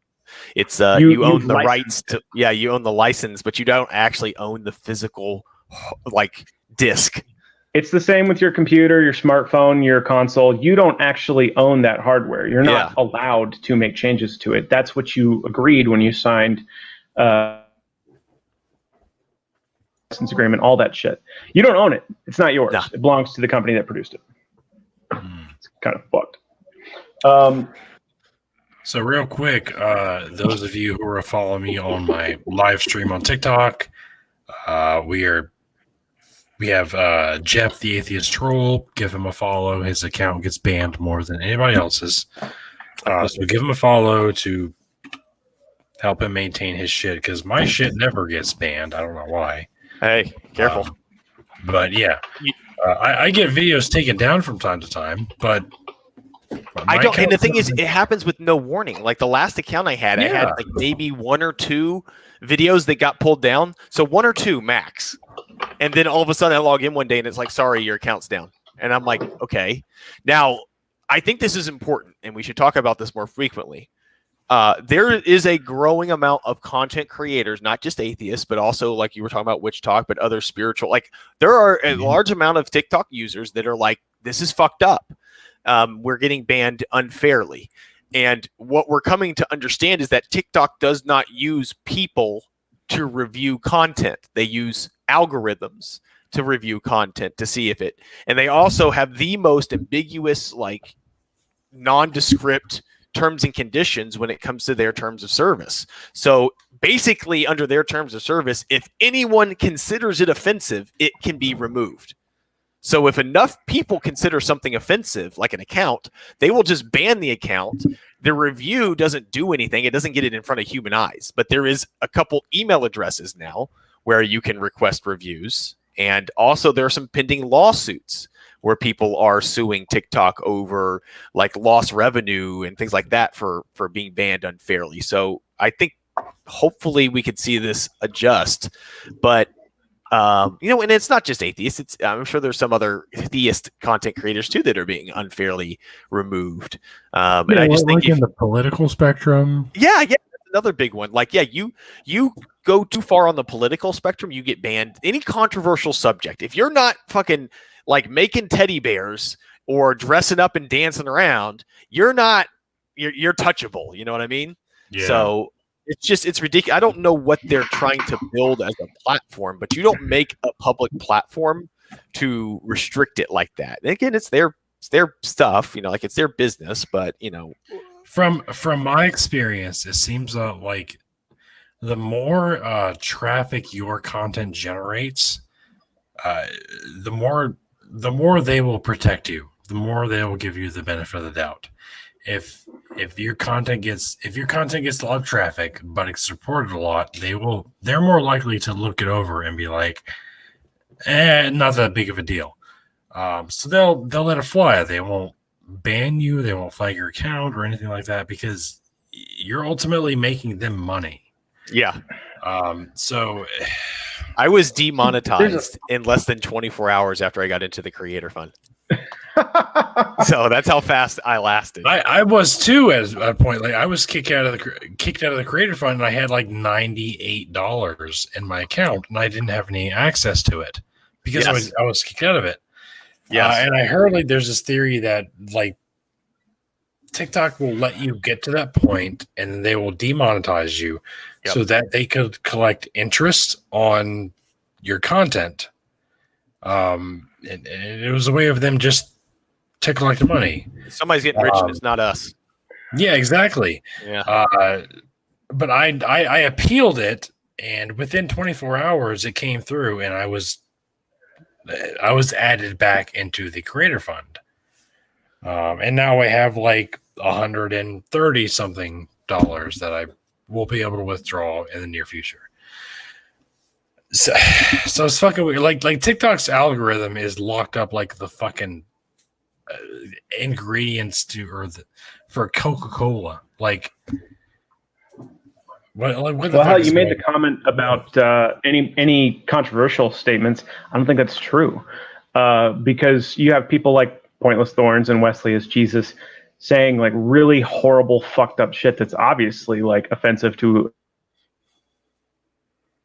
That they get reported, and those videos just stay up. Like, it fucking for way long. So like I'll say something and my shit gets taken down within like 5 minutes, or even I've had this happen in the last couple of days where my videos just stay invisible. It's not that they're just not getting views. Nobody can see them on my page. So I don't know what the fuck that has to do with the algorithm. Go to the video. Go to one of those videos and then hit the share button, like that you're going to share it, and see you'll get a banner across the top that says this video is under review. Yeah. So all of mine. So like, and I'll show you like all of my videos. No matter what I do. I don't know how I hit this, but you'll see I have a lot of videos that just have 0. And if you go to the video, which, here it is, it's nothing offensive, and I hit message, it up there says, this video is under review. I have some of those that are a week old. And it's literally me staring at my screen with a song playing and somebody's comment at the top. I don't say a word. Yeah, like, it's nuts. Weird. Yeah, but other videos go right through. The other day, I had like a big push because I get the big sad and I can't do stuff sometimes, but I had like a manic thing, and I did probably like 12 videos, and 5 of them stayed at 0 views until I re-uploaded them. And then one of them even, like, having been re-uploaded, still stayed at 0 views. So I was like, fuck that one. I'm just not going to do that. One of the bigger issues is there have been a large, because it's mass banning. That's what's happening is people are going through and mass banning accounts right now on Reddit Reddit or Discord. It was Discord where I found them coordinating against that one dude, which I didn't even know, but I was like, why the fuck are you guys doing this? Like, you're cowardice assholes for, like, I kind of let them into it. Why don't you let your God handle it, you dick? Right. If your God is so weak that he needs a bunch of teenagers on fucking Discord getting together to ban atheists on TikTok. But I digress. Yeah, but the black community is seeing an unfair amount of bans for their content right now, where they're talking and speaking out against like police brutality or just other things happening in the black community. And the thought is, and I don't have any data to support this, that there are white supremacy groups that are mass banning popular black creators' content, and these creators are getting their content pulled. Oh, this is absolutely is. Yeah, and this is actually becoming a much. And I say, I think this is getting the attention it deserves, because for the first time in a long time, a lot of us are actually listening to the black community and paying attention, and these companies can't get away with fucking over people. And so TikTok is going to have to respond to that. And they've already been called out several times. You know, and that's another thing where it's like, I don't think it's just the white supremacists. I think it's TikTok itself, because there are so many amazing like black creators that should be verified, and they're just not. And maybe the algorithm is responsible for like fucking, what's the word I'm looking for, sorry, like reviewing content or whatever. There's got to be like a person that decides who's being verified and when and why. And it's like, there are people with millions of followers.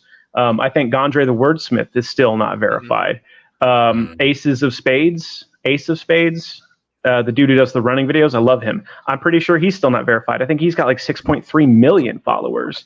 And then people like Newman, who just steal content from other people. Yeah, why is that guy verified? He has fewer viewers. He does the same video every 6 hours or whatever with different words. And it's like the link I just put in there is talking about it, and it looks like these people's accounts, which is like very similar to what happens right before my accounts get banned.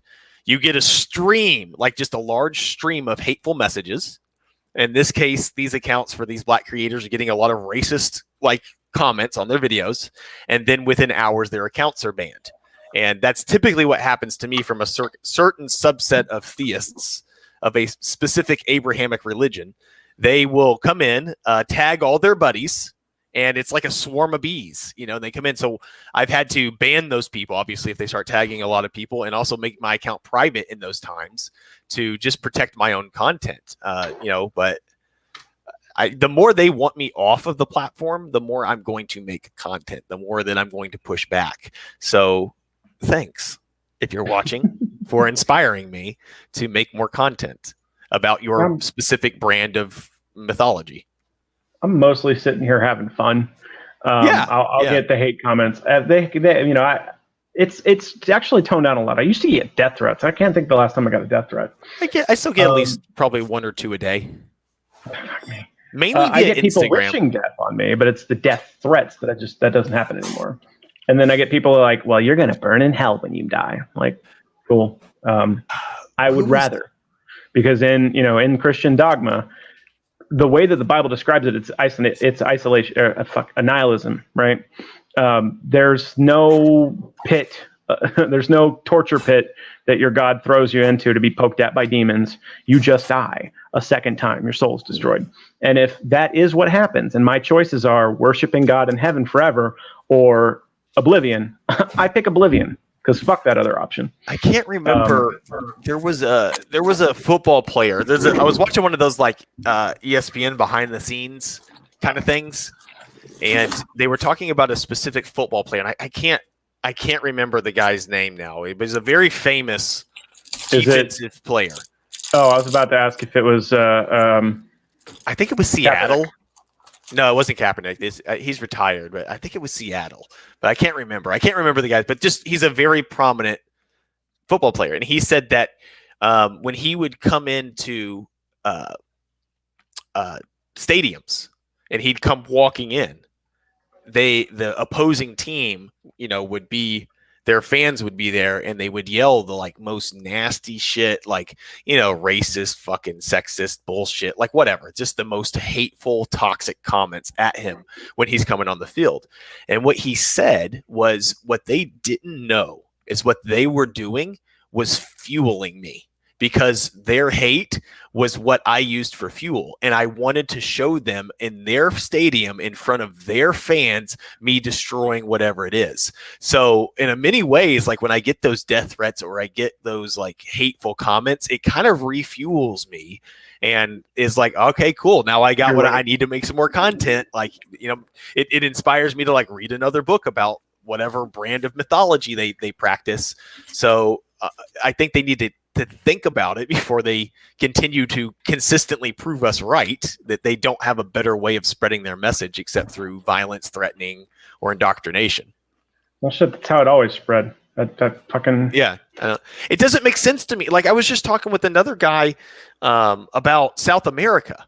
And, of course, he was using, like, a no true Scotsman's fallacy. But I'm like, look, these people came from Europe into South America, burned your books, killed your people, raped your women, stole your goods, and then gave you Christianity. And these people still practice Christianity today. I think that's fucked up. Like, that's just my thought process. Well, they weren't real Christians. Like, no, they were, first off. Secondly, if the Christian message was true, let's just say it was true, and it came from a God, I would expect to see them bring the message to the people of South America, them embrace it because it's true, and it's proven to them, not through violence, and it would be different than any other religion. But unfortunately, it's spread the same way as Islam, Christianity, other or Sumerian region religions were spread that way. So there's nothing unique about the way Christianity was spread. Yeah, there you go. Sorry. The video that I did today that I got called anti-Semitic for, right? Where I was in the video, it's like, I'm not, but I'm going to be called that, and then it fucking happened. Was a Jewish creator, I shouldn't say complaining, because she rightfully so, saying that people mistakenly say that the Old Testament is the Jewish Torah. It's not. It's been changed. It's been adapted. It has been perverted essentially to fit a narrative, and that is true. But I when I did the video, I was like, who's going to tell her? who's going to tell her that the Torah is older mythologies that were rewritten and changed and perverted to fit an agenda, and that they too also then took their now, this belongs to us now, and they attacked other people for not believing in it. And the person in the thing was like, they didn't attack people. There's a word and I can't pronounce it. It's like Protestantism is forbidden in Judaism. And I was like, okay, in the Bible itself, in Numbers 31, it says that the Israelites it's a whole series of wars that says that the Israelites with only 12,000 soldiers annihilated however many different nations. The Midianites were one of them. Yeah, it's Midianites got smashed. Yeah, smashed, and their daughters raped. Yep. So your book makes your ancestors out to be incredibly evil. Yes. I'll have you know. Now, that didn't happen. Midian actually worshipped Yahweh before Israel was ever existed. You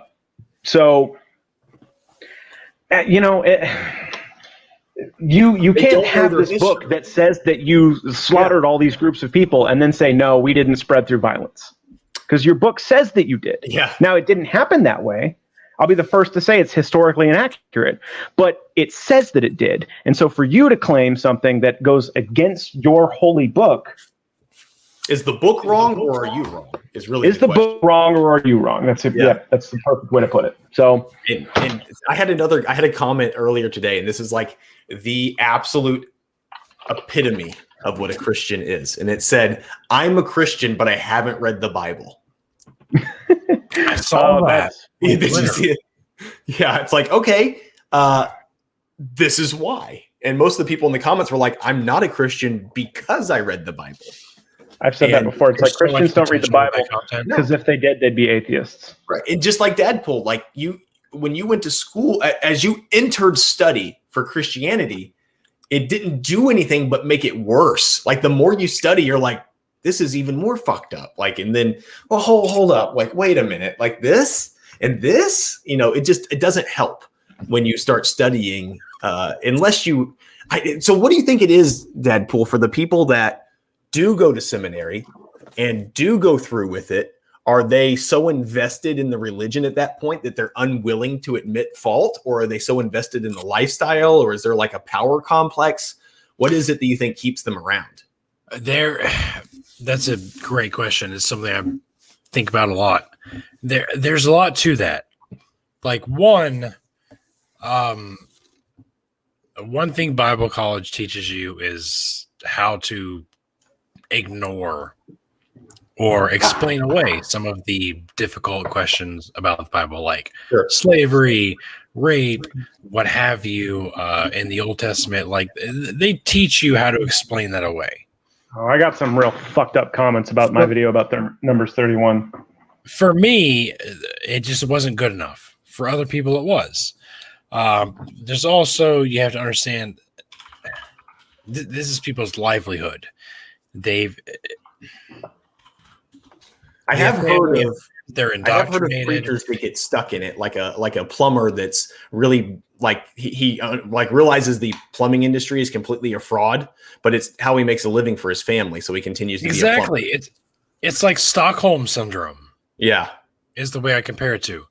Like even though they understand the issues with it, they're all too good at ignoring it and just going with it anyway, because that's their livelihood. Yeah. That's what their parents believe. That's what their family believes. And to believe differently is to condemn yourself to excommunication from your social setting. And most people are not willing or able to accept that. For me, when I went through all this, I was already out on my own, so it didn't matter. I was not under my parents' support or guidance or whatever. So leaving the faith didn't really affect me in that way. But for a lot of people who were like teenagers who were still live with their parents and are working minimum wage jobs, they're like, what do I do here? And I'm like, fake it till you make it. If your parents are the type that will excommunicate you or kick you out on the street for having these beliefs, then just it doesn't matter. Like your safety is number one. And it's really easy to fake being a Christian. You don't even have to read the Bible. Exactly. Yeah. You just have to go to church on Sundays. Maybe raise your hands occasionally, and then you're good. You're good to go. It's about a relationship with Jesus Christ. I don't have to go to church. I really feel like either there's probably a good portion of them that are just being, well, not willfully ignorant, but like they are in denial and they just pretend, right? But then I think that there's simply an even number, if not a bigger number, who figured out that it's bullshit, but still use it for its intended purpose, which is as a tool of manipulation. So it's like, this is, like you said, this I know to make money. Especially us. Oh, fuck, man, the mega churches. We talk about this all the time, and I know people are getting sick of it, but it's like that shit in fucking Atlanta where they were asking their parish for like $1,000 each. And like, if you can't do 1,000, do 300. And if you don't have cash, we have an ATM in the lobby. And it's like the second you put an ATM in the lobby of a church, it should have caught fire. If God was real and you did that, your church would have burned down. Well, that's Creflo Dollar's church. I've been there. Creflo Dollar, yep. And also, by the way, I saw they were talking about a church in Woodstock, Georgia, that sent a letter to a woman who is gay, and they told her she's not allowed to come back to church anymore because she would not have a meeting with them. And that church is only like 15 minutes from me, and they do high school graduations there because it's massive. Like, so you're in Georgia. That's where my whole family's from. Yeah. Let me give you my personal address. Hold on. Oh shit. So are y'all familiar with the concept of kayfabe? Kayfabe. Is that how you pronounce it? Is kayfabe? I've always heard of kayfabe. I've heard kayfabe, but you might be right. I don't think I was kayfabe. It's like the opposite of satire. A wrestling term. Yeah, wrestling. So, like, if you're a wrestling fan, you know it's fake, but you willingly suspend that understanding in order to Don't we be do that every time we watch a entertained by movie? it. You know, you allow yourself to believe it's real, so that you can have that sort of entertainment by it. It's the same thing. It's the same thing with religion. You know, on some level, you know it's bullshit, but you allow yourself to discredit it, to believe that it's like you know on some level it's bullshit, but you allow yourself to believe it for the sake not of my religion. entertainment, for the sake of social Right. Deadpool, though, I got a serious question. What do? When are we getting a knife store? I need some Damascus. Start an Etsy. knives. Make it happen. I'm working on that, but Damascus, it's going to be a while before I can do Damascus because that requires like a press and. No, it doesn't. This requires some hand strength. There's people I've seen them do it where they like a You can cold forge that. Come on now. what's the word I'm looking for? And they fill it with like bolts, and then they put that in the forge. That's Damascus. And they It's do like a a pseudo crucible. Damascus. That's one method. Okay, so one like you have to be able to weld. It's Let me one see your thing. forearms. Let me see what kind of forearms you got. My forearms. Yeah, those are some hammering forearms right there. Yeah. So you Yeah, have we to. Fuck was saying. Because you got to weld a box, right? You got to put it in a box and weld the box shut. That's one method. That's one method. Yeah. Is you put everything. If you put like lead shot or a chainsaw blade, Yeah, something or like that. whatever You put have it you back in this box, you weld it shut and then you put it in a press and you press it down, or you can hammer it if you want to spend a fuckload of time on it. That's all you're good.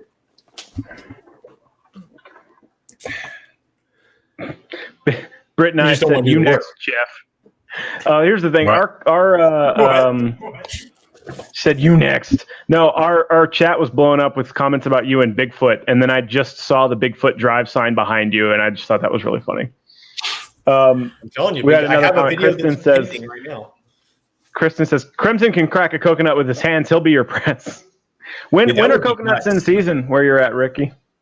When I does don't that know. happen? What We season? don't. I went to listen. I'm messing with you.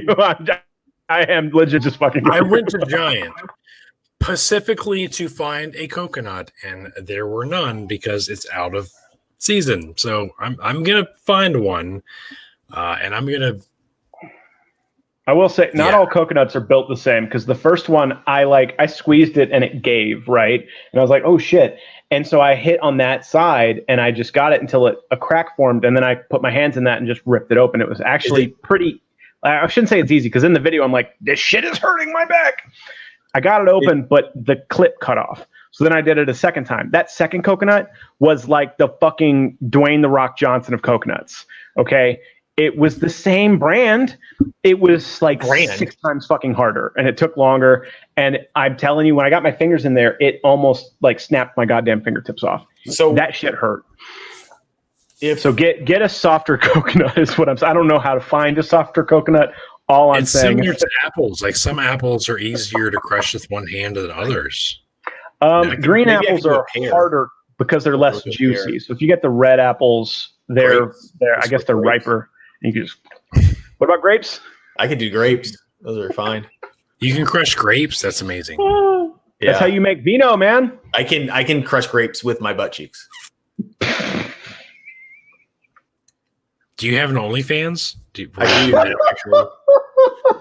I can crack a pencil with my butt cheeks. I can put a pencil and then just bend it I over. would pay to see that. I would genuinely pay to see People that. do. People do pay for it. I believe it. Cake sitting is a thing. I'm sure. The sources Butt of cheek income. I pencil get it. cracking. I mean, listen. My girlfriend makes $2,000 a month on OnlyFans, and What? she's gonna be pissed when she finds out. Send me the link. She'll make only $100 a month. It was a joke, Ricky. You didn't get it. Oh, Al. I'm not. I don't take that hurt it. my I head. said my girlfriend makes $2,000 a month on OnlyFans, and she's going to be pissed when she finds out. All right, As in, he signed her up for OnlyFans and is posting. I get that. I get it. I get the fucking joke. God damn. My bad. You looked quizzical. I thought you were still confused. But yeah, no. Sorry. To be clear, my girlfriend does not have a OnlyFans, and posting content without consent would be illegal. Well, she should. Yes. What he said. But I guarantee that if she did make an OnlyFans, she would not even have to get naked. She could just go work out and take video of it, and I guarantee that would be enough because there are some sick people out there with money, and I would love to take advantage of that. Max started one, and I'm like, you need to take more pictures of your feet. That's where the perverts are. That's where they'll pay for the big bucks. There's some guy that's like a D1 athlete, and he literally just takes pictures of his feet after he works out and has like 1,800 subscribers. And I'm like, who are these 1,800 sick people? Like, who is this? Or all these women who like just make videos of themselves eating a Big Mac. Yeah, I don't know. I guess that was never my thing. Why can't I? I will fucking do that in a heartbeat. So let me ask you this, Captain. Do it then. Of all the people on TikTok, theist TikTok, Okay. who do you want to see the browser history of most? Oh, theist. All edge, no point. Pointless horns. I was going to say Damon Andy. No, It's a pointless close horns. second. I'd have to wear pointless horns. I want to see pointless horns. Who is that? All I'm edge, no pretty point. sure he's a closet furry. I'm pretty fucking sure. Hold on, pointless horns. Pointless thorns. I call him all edge, I no see. point because he never makes any actual points. He's just the one an who asshole. calls me Captain Dadfool. This guy, Bad. Captain Dadfool. That's him. Yeah. and he never He's such a he fucking call- douche. didn't he call out J-Mike or something one He's time? got some shit on his browser history. He's got like men being raped by horses. Like I'm pretty fucking The loudest what's it, like judgmental people are always the ones who are doing the shit that they are judging other people for. Oh, the second I hear a preacher that has like an anti-gay agenda, I'm like, this dude's going to hotels, out of town, and getting a Grindr account, like 100%.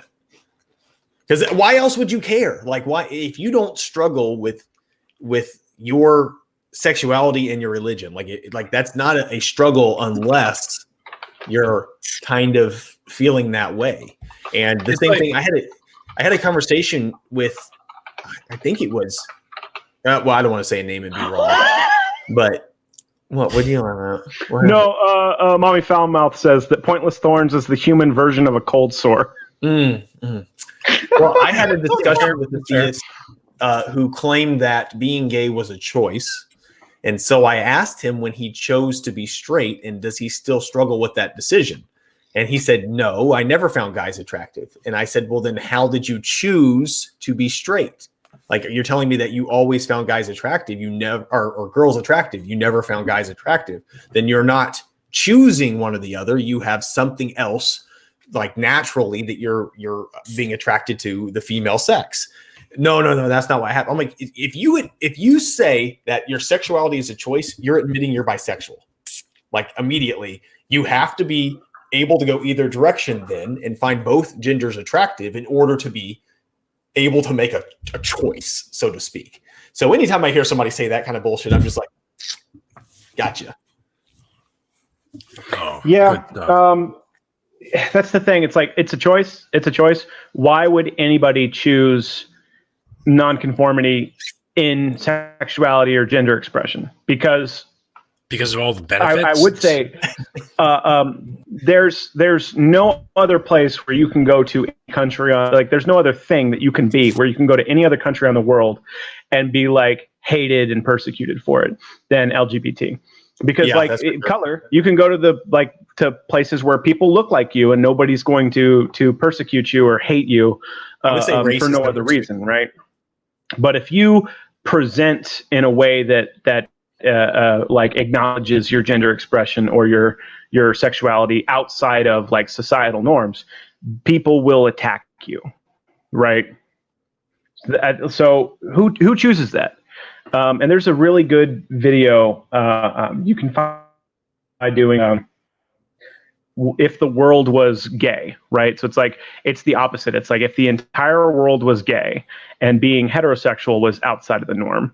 And it's like instead of, typical slurs for gay people, call them like breeders and certain things. And it's these kids crying.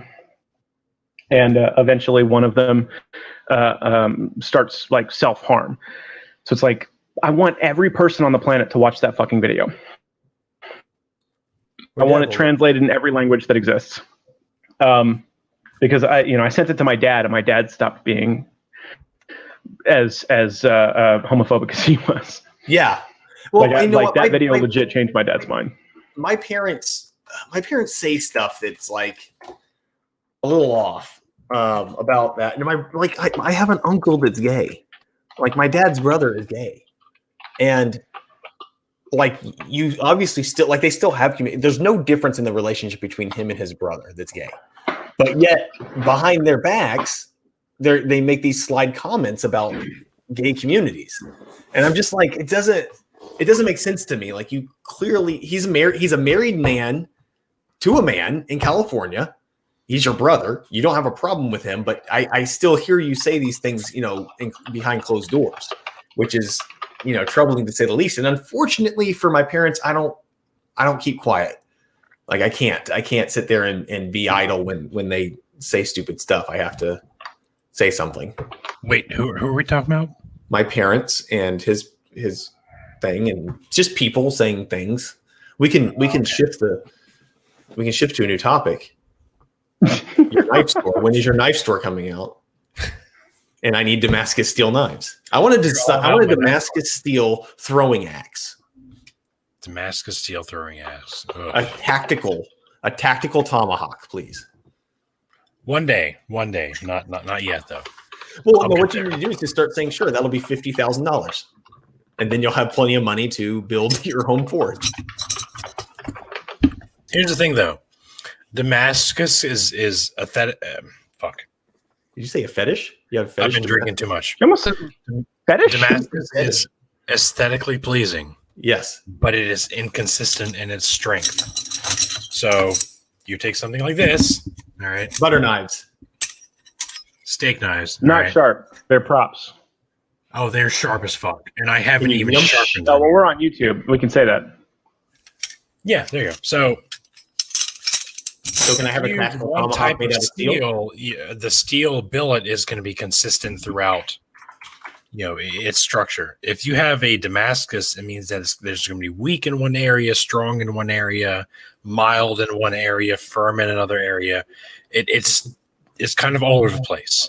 And it looks really cool, but the reality is it's not functionally. It's not as consistent as like just one type of steel. So I've been thinking about like some of the. I'm trying to think of ways to. After COVID, like kind of chills. I want to start going to like abortion clinic protests, any type of religious event in Atlanta, like all of those. I want to go to those things, and kind of like that dude on the Daily Show that goes out to all the Trump rallies. And interviews them. Trevor Noah. Yeah, but that's not Trevor Noah, the other guy that goes in the field to all the rallies and interviews the Trump supporters. No,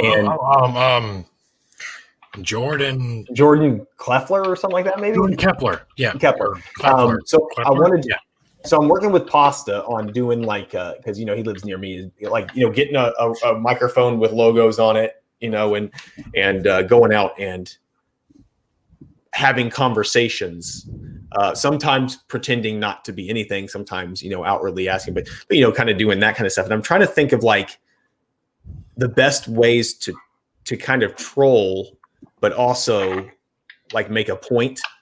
And I think a lot of it has to do with different Bible verses. And so I'm practicing right now on Facebook. And I have an account on Facebook, and I'm going to these prayer groups. And in the prayer groups, they'll ask a question like, hey, I'm really struggling with X. What can I do? And I'll put a Bible quote in there that's, 2 Kings, something, yada, yada, yada. And bit like that this brings me lots of peace. And people will like comment on it like, amen, thank you. Like this really helped. Obviously they didn't read it because I put the freaking Bible quote of the bear mauling children in there. So, like they don't care. They're not paying attention to it. So I'm trying to think of how I can, or what I should do with this idea of going to churches on Sundays and going to political or religious rallies that are centered around Southern Baptist, evangelical Christianity. Hey, I didn't realize Pasta Mike was in the house. Oh yeah. So shout out to Pasta Mike. The Godfather. Yeah. Which one? Normalizing atheism. I'm all Oh, for okay. that. I was like, who's that? He said that y'all spoon, Jeff. It's private. No, I used to do similar things. I do even so like I'll see people in the comments on other TikTok videos like Jesus is king, whatnot, and be like true that 23 Ezekiel 20, right, or Ezekiel 23:20, and that's the one about horse cocks. So that one's funny to just drop in, appropriate cheers. nothing, and people will respond like cheers to that, this, that, and the other. The other thing that, And it's like, yeah, you fucking look at it. so with that, I've been, I'm not trying to like talk about my own shit, but Go for it. well, obviously, Do it. obviously I make shirts, and I'm starting to like get better with it because I'm paying people on Fiverr to make me like graphics for the shirt. So Crimson, I want you to look at the link I just put in. This is my latest design that took me a while, but I'm going to start doing some that actually take Bible verses that are just ludicrous Bible verses and putting a graphic, image with it, and then just putting the Bible verse below it. And I think that's a great way for me to make, it's not super confrontational. It's a story that's in the Bible. I'm sorry. It is what it is. So People argue that youths means like teenagers and young adults, and it's like, how is that better? yeah, exactly. Yeah. It doesn't make it's not better, first off, but yes. But I love that, I found, because I suck at art. I can't draw. And so all of my designs were basically just words. And it takes it to the next level when you add a nice graphical image of a bear mauling children. Yeah, you've been sharing that design in the Skype chat that we're all part of. That's a really fucking good. Like, I'm design. very proud of it. I'm very happy with it. I really like it. Yeah, I like the bear. I don't think you can do the one for Ezekiel 23:20. That's what I don't know. What would the graphic be? Oh, the horse cock? Yeah, but I Be can't just a put big that old horse cock. I mean, you could have a lady like like looking at a horse like this, and then I just put like pixels at the bottom waist of the horse, like it's blurred out. I made a video recently in Isaiah, which is supposedly prophetic about Jesus being crucified, and it said the Lord Yahweh delighted to kill his son.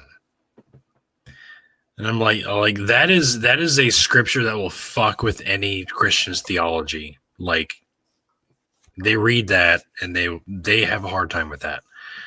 So that needs to be on a shirt. That needs to be on a bumper sticker, a coffee mug, or something. It delighted the Lord to crush I got distracted by our chat. Which verse? It's in Isaiah. I can't remember the exact verse, but it's in Isaiah. Isaiah, it was Isaiah 45:7. I'll check. The one where God says that he creates evil? No, not that one. My bad. Christians believe it's prophetic as about Jesus' crucifixion on the cross, and it said, God, Yahweh, saying, "It delighted the Lord Yahweh to crush his son." It delighted, like he was glad to do this. When we have all these like praise and worship songs saying like the Father turned his face away from this because he couldn't stand. Like, no, that's not biblical. Biblically, God watched it and was gleeful. Isaiah 53:10. 53:10. Yeah.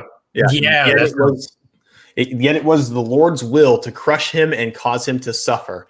And through the Lord makes his life an offering for sin. He will see his offspring and prolong his days, and and the will of the Lord will prosper in his hand. The word of the Lord. 5310. Pretty Yep, in my fucked up. live chat. Yep.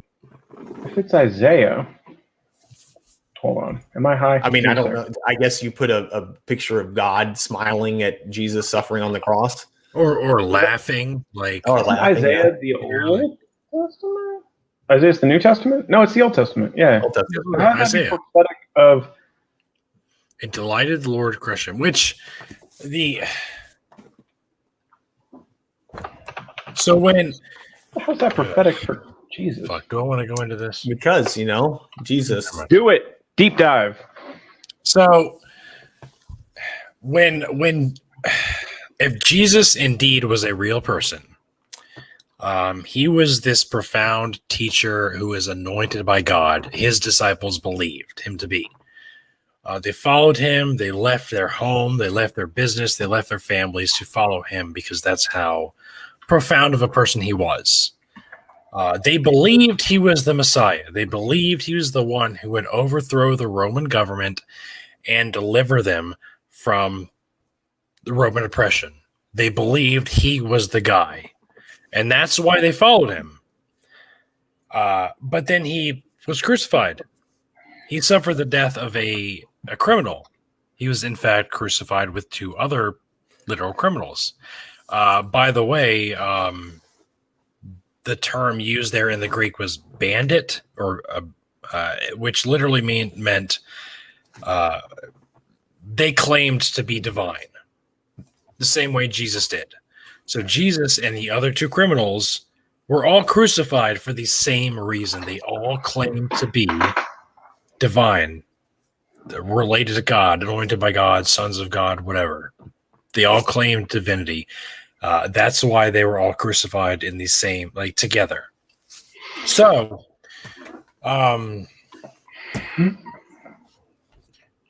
So Jesus died. He's crucified. He's dead. And his followers are like, whoa, hold on. He was supposed to deliver us from under Roman oppression. This is what he was supposed to do. He was supposed to be the strong military leader and overthrow the Roman government and bring us all to power and prosperity. But then he died on the cross. What happened? So what they did is they went to, and partially theoretically with the aid of Paul, they went to the Old Testament to look for answers. What happened here? Why did this happen? Oh, here's a scripture in Isaiah where it says a servant of God was sacrificed, who became a guilt offering for the sins of others. Oh, this is prophecy. This is why this happened. Okay, we get it now. We're cool. It's all good. It's all good. Well, yeah. So Jesus. But the problem is that's not what they originally thought. So they see the scripture and they see, oh, God delighted in crushing his servant. And they say, even though this is probably talking about one of the prophets or even the Jewish people as a whole, they say, oh, maybe it's talking about Jesus. This is a prophecy about Jesus, because they were looking for an explanation as to why their Savior, their Messiah, suffered the death of a criminal. They were looking for reasons, so they went to the Old Testament to find that, and they looked at the verse and they were like, "Oh, this is prophecy. This is meant to happen this whole time." Well, fuck, Let's make a religion. Hell, yeah. They even in the New Testament they specify there's the thing about we need to put guards at his tomb so that they won't steal him away. And it's like, maybe if we write that in the Bible, then we can explain away, like we can preemptively like conquer the people claiming that that's what we did, that we took his body out of the tomb in order to pretend that he rose from the dead. That it just feels so like coincidentally placed in the scripture there. But it's like the Messiah, the Jewish Messiah, is supposed to uplift the people of Israel into a paradise on earth. And Christ didn't fucking do that. Yeah, like that's the biggest thing about what the Messiah is supposed to do, right? And he himself was like, before the last of you leaves this earth, right? He's like talking to his disciples, I will return. He was supposed to come back within like 30 years, and it's been 2000. Before this generation would pass. In his generation, yes. And they try to explain that away as being like, oh, it's referring to his transfiguration. No, it wasn't. I've heard them explain it as a generation using I don't want to call it astrology, but it might be astrology, but using like the, because we have like the year of the blank, and then we have the age of this and the age of that. And it's trying to say, oh, well, you have to have so many ages to equal a generation. It's like, what the fuck you doing? Like, it's just this moving target. It's like, it just hasn't happened yet. They move the goalposts. Yeah. I mean, listen, his best chance at a comeback was year 2000, man. Y2K, everybody's ready to roll. Like, they wanted to see this shit. Nothing happened. Yeah. Missed your opportunity, buddy. So the concept of that being, so they talk about Israel as like with singular, like masculine nouns a lot, as if it's a person in the Old Testament. So that apparently, because I was pulling it up and looking at it because I can multitask while you were talking about it, that, and you brought that up, that they think that it might be the Jewish people themselves or the nation of Israel itself. And so they look at that as like an explanation for, an explanation for the iniquities, pogroms, blood libels, anti-Judaism, anti-Semitism, and all the suffering that the nation of Israel has felt since like the Babylonian exile to today, right? So it's like, you're the chosen people. You're his chosen, and he delights in making you suffer. And it's like, that's where that whole idea that like through suffering, people prove their love for God. And that comes from fucking Job even, where it's like God made Job suffer in a gamble against the devil. It's like, fuck all of you. You're just like, it's a really shitty deal. Your God's an asshole.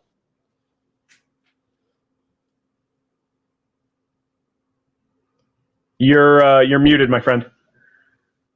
It got real quiet for a second. And I was like, my TikTok live feed. Oh, my bad. I forgot we were secondary to his TikTok live feed. What I'm trying to multitask here. All right. Oh, yeah. Okay. Sorry. Hashem desired to oppress him.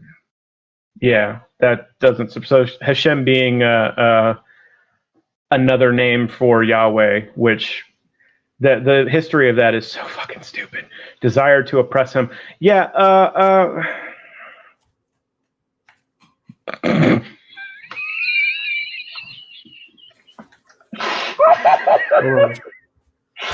What I miss? What did I miss? Nothing. Oh, I thought you were multitasking. No, I missed something. What happened? Nothing. We're talking about why Hashem exists as a another name for Yahweh, being that like Yahweh's name itself, just YHWH, but in Hebrew characters, was considered like too holy to utter out loud, which we're not pronouncing it the way that it theoretically would be pronounced because it's intentionally unpronounceable. So they instead used Adonai, which is like Lord of Lords. And then that became too holy to write down or say out loud. And so now they're doing Hashem, which is the name. So it went from Yahweh to Lord of Lords to Hashem. So it's like if your Tanakh says Hashem desired to oppress him, it's because they didn't want to write the word Yahweh down because it can't be erased or like destroyed or like all that is. So now where in like the English version of the Bible, every different name for God just becomes the word God. Now every name for God in versions of the Torah and the Tanakh are just Hashem rather than like Adonai or Yahweh. Or at least I don't know if that's entirely true. Jehovah was part of that too. But that's what I've heard. Yahweh is Voldemort. Jehovah to avoid saying Yahweh or and even being close to saying Yahweh. That's why they use Jehovah. Why do Jewish people have Jehovah? One name? Why do we need 15 names? Because Jehovah's just so in the way that Yeshua became Jesus, Yahweh became Jehovah, where W's become V's and Y's become J's as things are anglicized. So there were no vowels in ancient Hebrew. Did they not? Yeah. Well, but are they like? Here's what I don't understand about language. Are they not pronouncing the word and then taking that pronunciation and putting it on paper? Or are they translating paper to paper? Like, did they not know how to pronounce the word before they wrote it down? Are they not writing it down phonetically? Or are they writing it down? Like, what's going on here? So they're translating it paper to paper, but the problem is, so they didn't know how to pronounce it. no, they didn't, and then that's part of the problem. Like I made a video recently saying that up until the 3rd century, the ones who copied the manuscripts were amateurs. They were not trained scribes. To the extent that they were slaves, there were people who were slaves, and that was part of their duty, was to copy these manuscripts. So, misquoting Jesus, very good. Yeah, I think Barterman talks about that briefly on that. There's a thing that like the high priest will say the name every year, not on Passover. Is it Passover? I don't remember. So it's like they say it once a year, like the high priest will. It's just a weird thing. But, like, weird. The way it's written, it's intentionally unpronounceable. So like the diacritics in Hebrew, there's a diacritic on Yahweh that makes it so that you can't pronounce it in Hebrew. And so we talked about that before, where there's no biblical texts that exist from prior Dead Sea Scrolls, which are dated to like 200 BCE. So it's like we know that they are earlier works that have been transcribed. So it's like it's just one giant telephone, whether it's Judaism or Christianity. Is it Yom Kippur? Thank you, Betty Buddha. She said that it's too holy and no one knows its true pronunciation. Well, apparently, if you pronounce it in the way that it is supposed to be pronounced, you will turn into a demon. Ooh, okay. You'll gain wings. You might grow horns. That's what happened to Lilith in Jewish folklore circa like 700 AD. So I'm going to need she pronounced the name on how to. I want wings. How to do that so I can get right? wings. I mean, I got my certificate. Turn into a demon or you'll die. I got my certificate already. So where's my wings? I'm waiting on mine. Mine is in the mail. It took forever. First, you can be a Satanist? Really? No, we're members of the Satanic Temple. We're not Satanists. I'm not going to hold my breath then.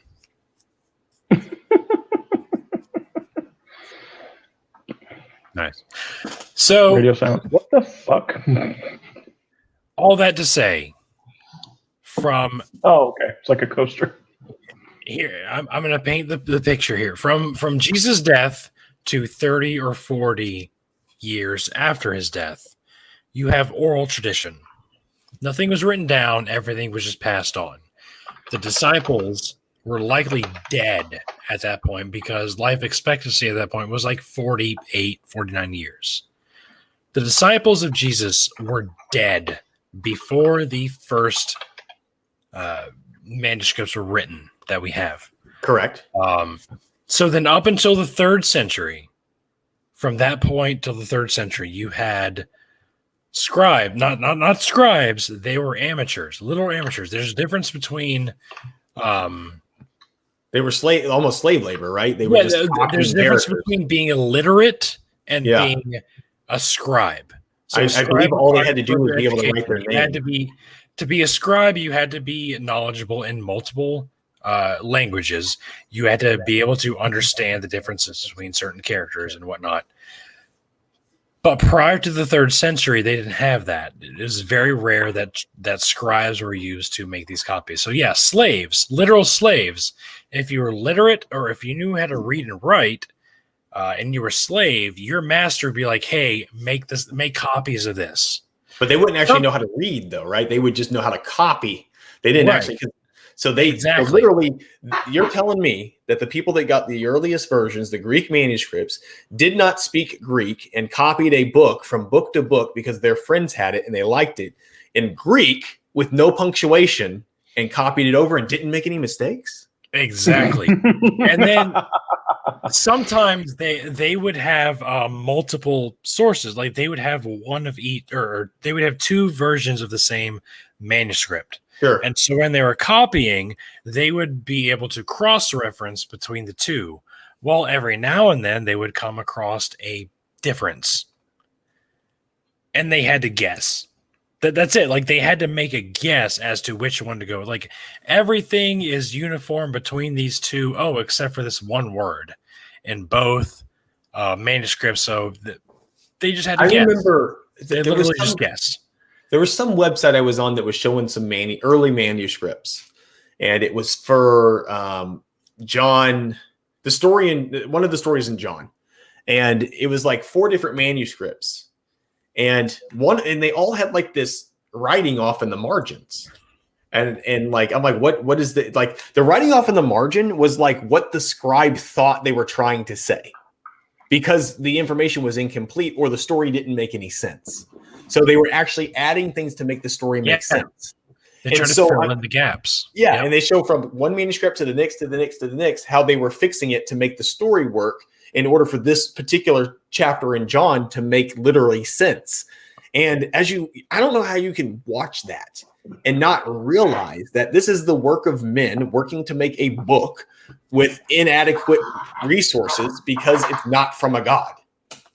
It's the same way any other collection of literature is put together for any other religion at the time. So speaking from my own experience, when I was a devout member of the Charismatic Pentecostal Church for 10 years, we never talked about the manuscripts. Like, it was generally taught that the Gospels were written by eyewitnesses, Matthew, Mark, Luke, and John. Mm-hmm. They were eyewitnesses to everything that happened. That's why they're credible. And then I learned, of course, that no, they weren't. They almost certainly were not. They were written down by anybody except Matthew, Mark, Luke, and John. There's no way they wrote those. And so that's, yeah. You want to know how naive I was? Yeah. What? I thought, so this is how naive I was when I was a believer. I thought that like the events of Jesus happened, and after he died, and of course, remember I was Catholic. So Jesus dies, and immediately the Catholic Church is formed, and they have Bibles, and everything is there because it's just, magic. And they had, all the stuff was written down at that time, and they made the Bible, and the first Catholic Church opened, and, yada, yada, yada. Yeah, that's pretty naive. Thanks. I agree with your summation of yourself. And then I start like, where did this book come from? Oh shit, we didn't have a Bible till like 500 years ago. Like what? What? We had something in the comments. I mentioned Lilith earlier, and I said that it's a product of Jewish folklore from the 7th century AD. And I get people very confused every time I say that because they think that all Jewish folklore was written prior to like the advent of Christianity, and nothing new has been written since. It's not true. They never stopped. In fact, there's the idea that of that specifically because like the Old Testament, right? Well, if that's the Old Testament, that's all that they have. No, that's not all that they have. So specifically, like you hear the shit about Lilith being Adam's first wife. That's Jewish folklore from the alphabet of Sirah. Wait, what? Which the idea that Lilith was Adam's first wife, that shit, it does not appear in like any biblical text, none of the Dead Sea Scrolls, none of that shit. That comes from a text called the Alphabet of Ben Sirah. And it's a product of like, so it's itself is dated between 700 and like 1000 AD. But the stories that it tells are probably slightly older, but not prior to like the turn of the millennium, right? So it's also like satire. It reads as satire, and people have taken it sort of to heart. Not Jewish folk, mostly Christians. And it's like every time I see people talk about Lilith and like try to tie it into the Bible and talk about how like the apple represents sex. It's like, first off, it's not an apple. Secondly, Lilith isn't actually biblical at all. And then like on top of that, I don't know. It's just, it's so dumb. It's like, this is even less legitimate than everything else that's in the Bible. And now you have like spiritualists who aren't even Jewish. Most of them aren't even Christian, are talking about it as if it is biblical, and it's not. So Dadpool, what is folklore? I'm going to give you, I got a magic machine that'll take you back in time to 2 historical events. So you can go back in time. This is like a would you rather type thing? No. You're going to be able to witness 2 historical events. Which 2 events are you going to witness? So, like, you could say the crucifixion of Jesus. Jesus was crucified on April 3rd, 3380. I would say Paul's conversion. Okay, you want to see him walking down the street doing shrooms? Conversion, yeah, I want to see that. And I'd like to see Muhammad being visited by Gabriel while he is meditating in the cave. That's a good one, yeah. I would love to see I'd that. like to see that. Yeah. What would really blow my mind is if I go back to see Muhammad and a fucking extraterrestrial from some other galaxy comes down and gives him this information. You're like, holy shit, no wonder he thought it was a god. Like, he got all this information from, some, alien from outer space that was just fucking with him. And what if you go back? What if you go back, Deadpool, though, and they're like, all right, here it is, and you show up and there's nobody there because Paul never existed? Yeah, that'd be a tough one. Like, how do I report that to the modern day? Like, hey, no, I believe Paul was a real person, but I wonder why he did what he did and taught what he taught. Like, did he see the potential to be some sort of big shot within the potential to be a sort of legend within a new religion? Like, what was his motivation for doing what he did? Yeah, that's something I'd love to know about. Have a conversation with him. Yeah. Did you really see Jesus? Yes. What did you smoke prior to that whole thing? What did you eat? How much water have you had to drink? Right. Paul? Yeah. Water deprivation would probably be more. Yeah. Like, how long did you stare at the sun before you had this solar gazing? Yeah. This vision. You're supposed to do that to your gooch, though. Yeah, I don't know that there's an answer to that we can give as far as because I've talked about it before, where I think that during the Babylonian exile, Israel took those polytheistic myths and turned them monotheistic to unify their people and to preclude division by gods that they would see in canon and in Babylonia. So I really feel like not Paul necessarily, but Constantine saw that as a benefit, that the Roman Empire was Hellenized and they worshipped these gods that came from Greek mythology that they essentially just changed the names of, slightly adapted the stories. But there were divisions within the Roman Empire based on these different gods, Athens versus Sparta, just as an example. And they're like, well, if we had one god and he was the only god and all these other gods were fake, were bullshit, were fallen angels, then we could unify the empire. I think that happened. I think that was a conscious decision on the part of Constantine. I think he was truly an atheist, didn't believe in any of it, and saw a way to unify the empire under one banner, essentially, and took that opportunity. So, a little early for Saul to be a part of that, but fuck, maybe, I don't know.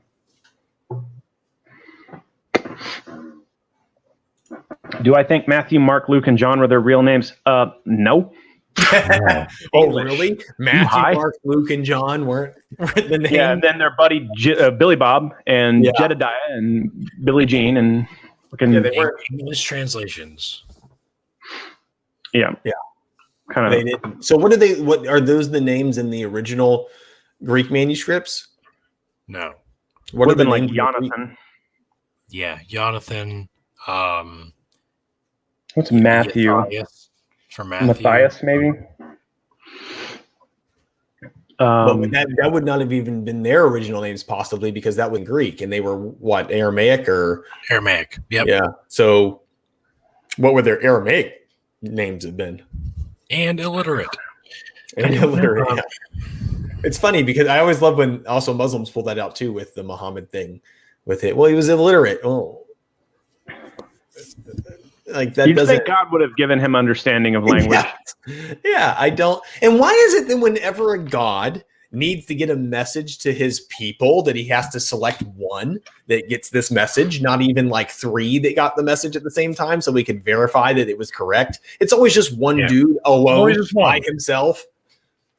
Paul. We can look to fucking Mormonism and Joseph Smith and see that as the entirety of, so that informs how Islam happened, informs how Christianity happened. And they're so to an quick extent to attack Mormonism. They'll attack Mormonism, but they, you know, same. Hey, have you guys? They just did what you did. Have you guys seen a show on YouTube? It's called Mormon Talk. I've heard of it. It's on Monday nights. It's fantastic. I cannot. I think I saw them on TikTok recently. Really? It's they're doing a SingStar tryout right now. It's fantastic. It's one of the best shows on YouTube right now, and I cannot tell if it's a parody or not. I think what I saw on TikTok, I thought that they were fucking around. Like it feels. So they do this thing as they're on the show, and he has a thing set up to where people can pay $5 and type a message, and it will say it on the live stream. And so it's just constantly like this noise will come on. He'll put his head down, and then the thing will be like penis, and he'll be like, "Hey guys, stop with the donations! Like no more donations! Like we're not doing that." And then another one comes to just like penis, and you know he's pretending to be upset over these donations that they're getting. You know, people paying $5 to put that stuff in there. I invited him on my show in like 2 Sundays. Sunday on the 9th. I invited him on. He responded to my email and said he would be there. I don't know. You know, I don't know what to expect out of him. It'd be really great if he was like a character, right? If it was like I hope so. When Stephen Colbert was still doing the Republican thing, right? Right. We can't hear you. Who's he talking to? He's talking to his wife. I can't hear you. I couldn't hear you for a second. No, I was doing what you did earlier. Made me laugh. Don't worry about it. Anyway. I'm back. Hi. I had to break up with my live stream because they were being Gospel very of Mary. overbearing. He was asking me about the Gospel of Mary. Gospel of Mary was left out of the Bible because it was written by a woman. Essentially, yes. Yep. That's it. The only reason. Book of Thomas was taken out because it depicted Jesus from age 13 to 30, and he was a dick. He killed somebody. Yeah. He was just like he was written like Loki, essentially. Yeah. The Gospel of Barnabas. Barnabas was this close to making it into the New Testament. It was very close. Do you think that if some of those books did make it into the New Testament, that Christianity would not have maybe made it so far into the future? Like, obviously if some of those books, like the Gospel of Judas or, some of the other ones made it into there, it would really make it even more difficult to kind of justify the actions inside of the Bible. Because I think the one saving grace that Christians think they have is defaulting back to this, well, Jesus is all that really matters. No, I think that Christianity would have just have evolved differently. I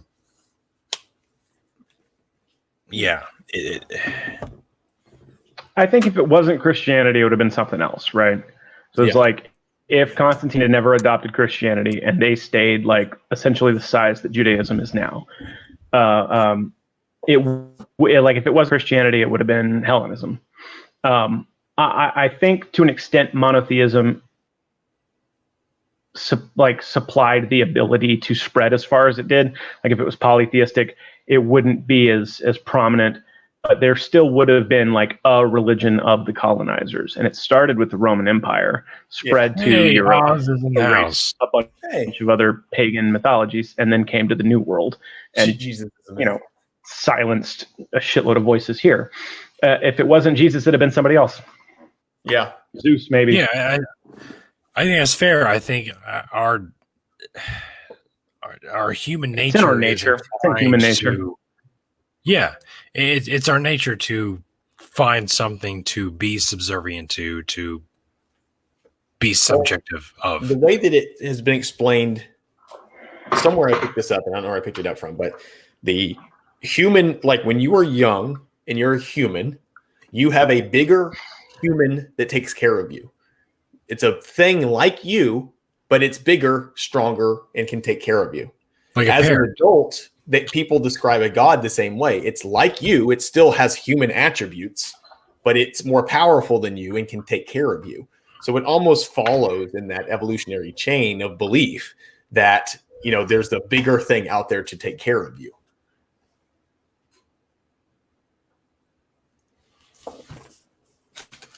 Yeah. Yeah. Wait, giveaway. What's he talking to? What's up? What's going on the thing? Nothing. Go ahead.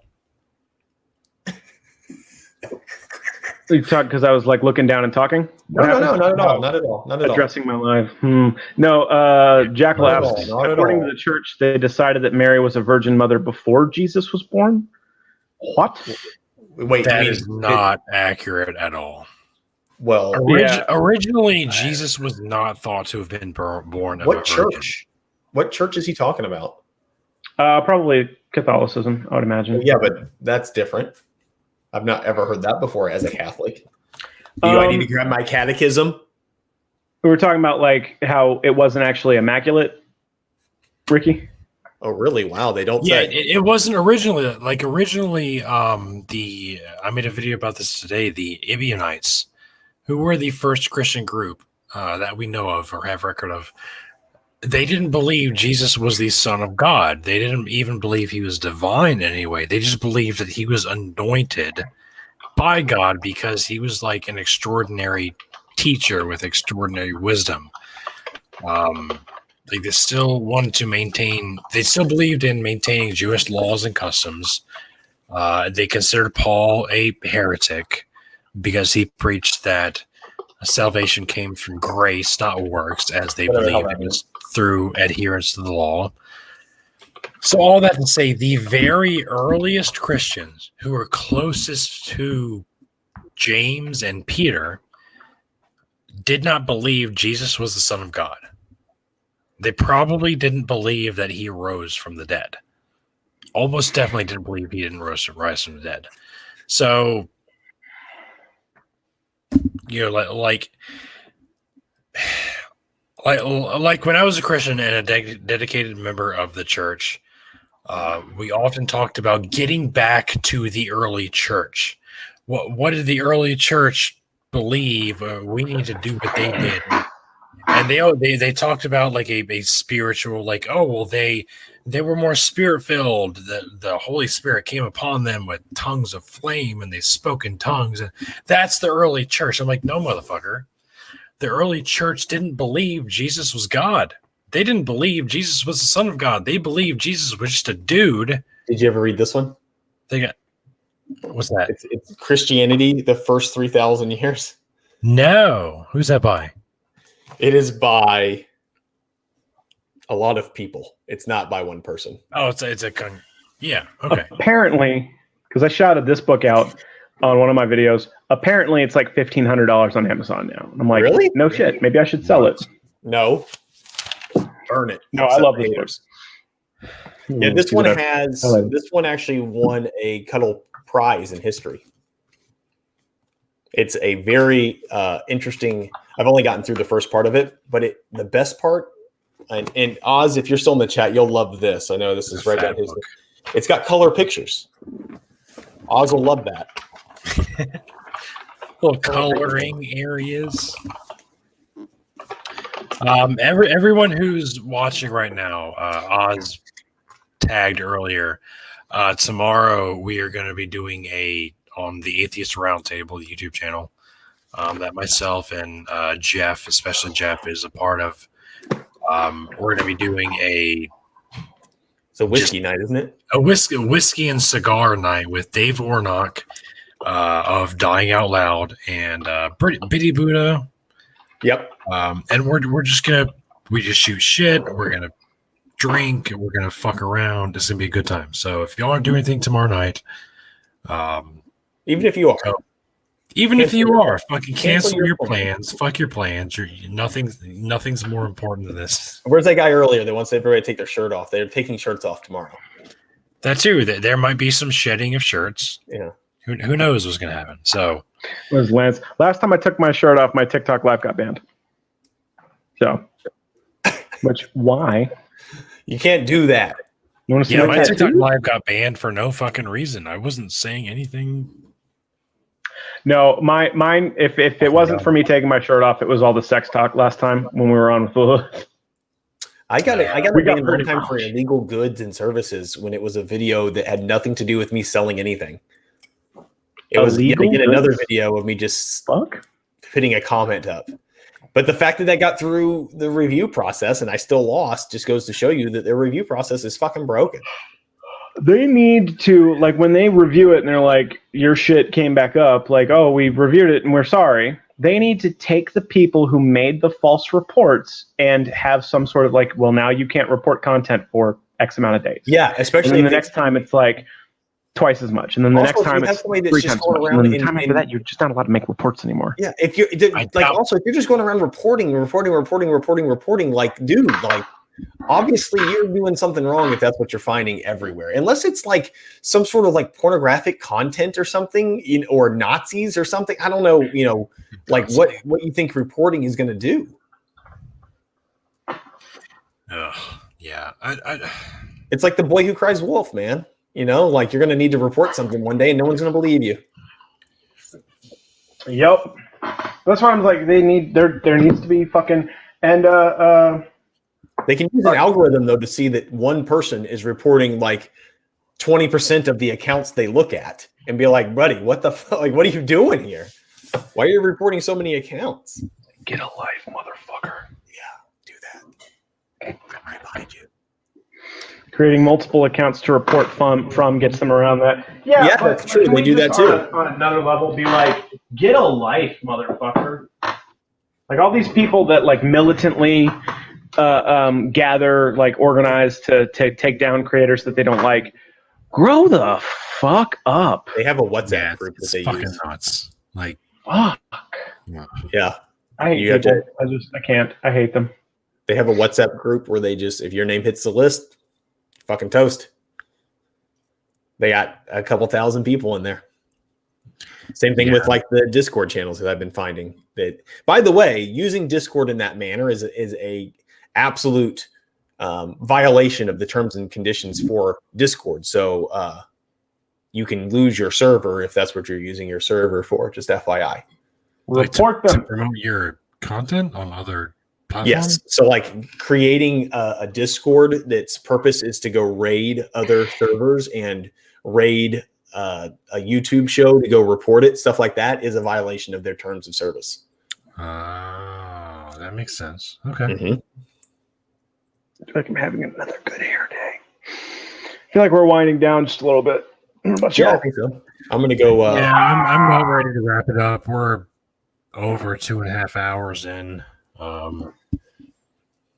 Yeah, I'm about ready to wrap it up. This has been fun, though. We got a lot of good questions in the comments in our lives. So, yeah, thank you guys for joining us. And, yeah, asking the really good, thought-provoking questions that you have been. Yeah. You want to end on a nerdy note? Yes. And thanks, Jeff, for joining us. Oh, thanks for having me. I appreciate it. This was Anytime. unique. Like we've never had anybody else join us for On the Q&A? three-way. Oh, I'm always good for a late night. Three-way. What? Hey yo, we can end on a nerdy note. Video if games Jeff are is playing really now into or Legos. excited for? That is. What about true. Legos? Yeah, Jeff is really into Legos, Ooh. which I think it would be unique to nerd out about. Close by. Nice. Oh shit! My son's room is covered right now in the Super Mario Legos. Lunar Lander. So that's the thing. When we move, I need to get him shelves so he can put his Legos up Oh, my on shelf's like over and here have with them my organized. Saturn V rocket on top. Show it off, Jeff. Show us what you got. It's my Saturn Oh, that's V your rocket. Saturn V rocket. Is that all you Yeah. do for Legos? That sounded not redundant. Oh shit! Diminutive, and I didn't mean it that way. Is that what you like? Your primary thing is building like space stuff? I would say yeah. Let me plug my camera back in because somehow I unplugged it. Does that include the Death Star? No, that is first off. Where the hell am I going to put that? The Millennium Falcon. Oh God, what the hell did I do? Thanos versus Darkseid? Thanos. Darkseid's a bitch. I also have this one up here, which is What? like No, Thanos. Fuck Thanos. Darkseid would fucking wreck Thanos' shit. Thanos took down the Hulk. Darkseid took down like fucking everybody at once because he's basically Darkseid God. got beaten by a bat with no powers, and When he was in his No, lesser Thanos. form. When he was in his lesser form. All right. this sounds just like Christian arguments. We'll talk about this later. All right. We'll talk about this later. No, what guys I sound asked like was Christians arguing over games doctrine. people are like playing or excited that's about to come out or something along those lines.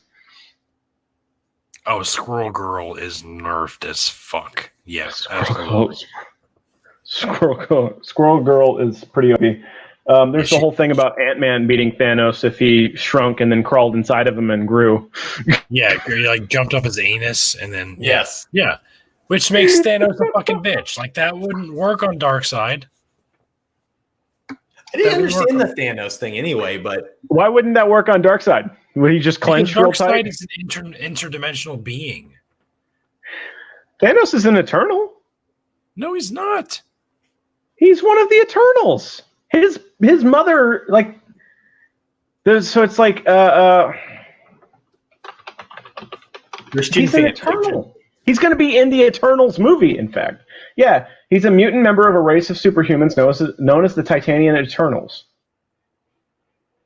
Like that's why he took a punch to the face from the Hulk and didn't move.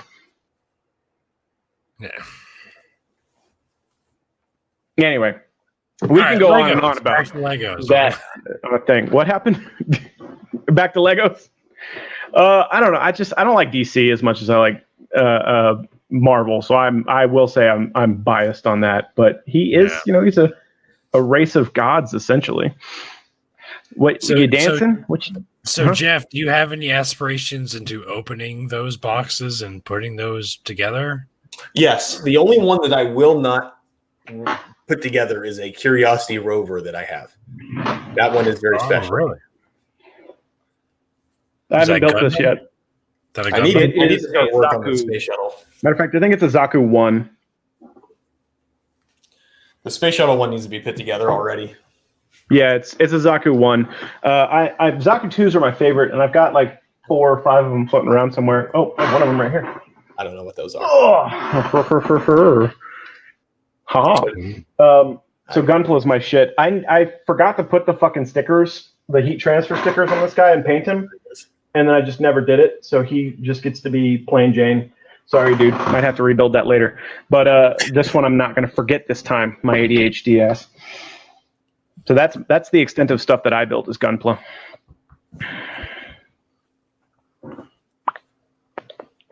Tune in tomorrow. Bitty Buddha. The Tart Show with whiskey and beer and stuff, and Dave Warnock. Yeah, real talk. I think we're about winding down. We're about to close it out. But if you guys aren't doing anything tomorrow about 9:00 Eastern time, yeah, it's gonna be myself, Jeff, Oz, Bitty Buddha, and Dave Warnock. And we're going to be drinking, and we're going to be smoking cigars, and we're just going to fuck around and roast each other, I guess. It's going to be a good time. Yeah, so come join us tomorrow, 9:00 Eastern time. I'll make a video about it tomorrow, and I'll post a link in that video. So just stay tuned. And then Sunday we have is it Atheist Jesus? Mm-hmm. Yeah. Oh, is it? That's right. Yeah. On the 2nd. Atheist Jesus on the Sunday 2nd. we have Mike, Atheist Jesus, is going to be on our show. I'm not even sure what we're going to be talking about. You might want to poke him and get topics. So Yeah, we need our theology topic and our nerd topic from him. But I he have is question marks someone, written down. he is someone I would consider much smarter than I am. So I'm excited to have a conversation with him. we didn't have any plans for Jeff, and we made it 3 hours in, so I think we're probably going to be perfectly capable of talking to Mike for as long as we want it to go on. This is my show I can now. pick his brain for hours. But yeah, no. So tune in Sunday for that, and we love and appreciate all of you in the comments. Thanks for hanging out with us, and we'll see you in a couple days. All right. See you guys. Thanks, Jeff. Bye, everyone.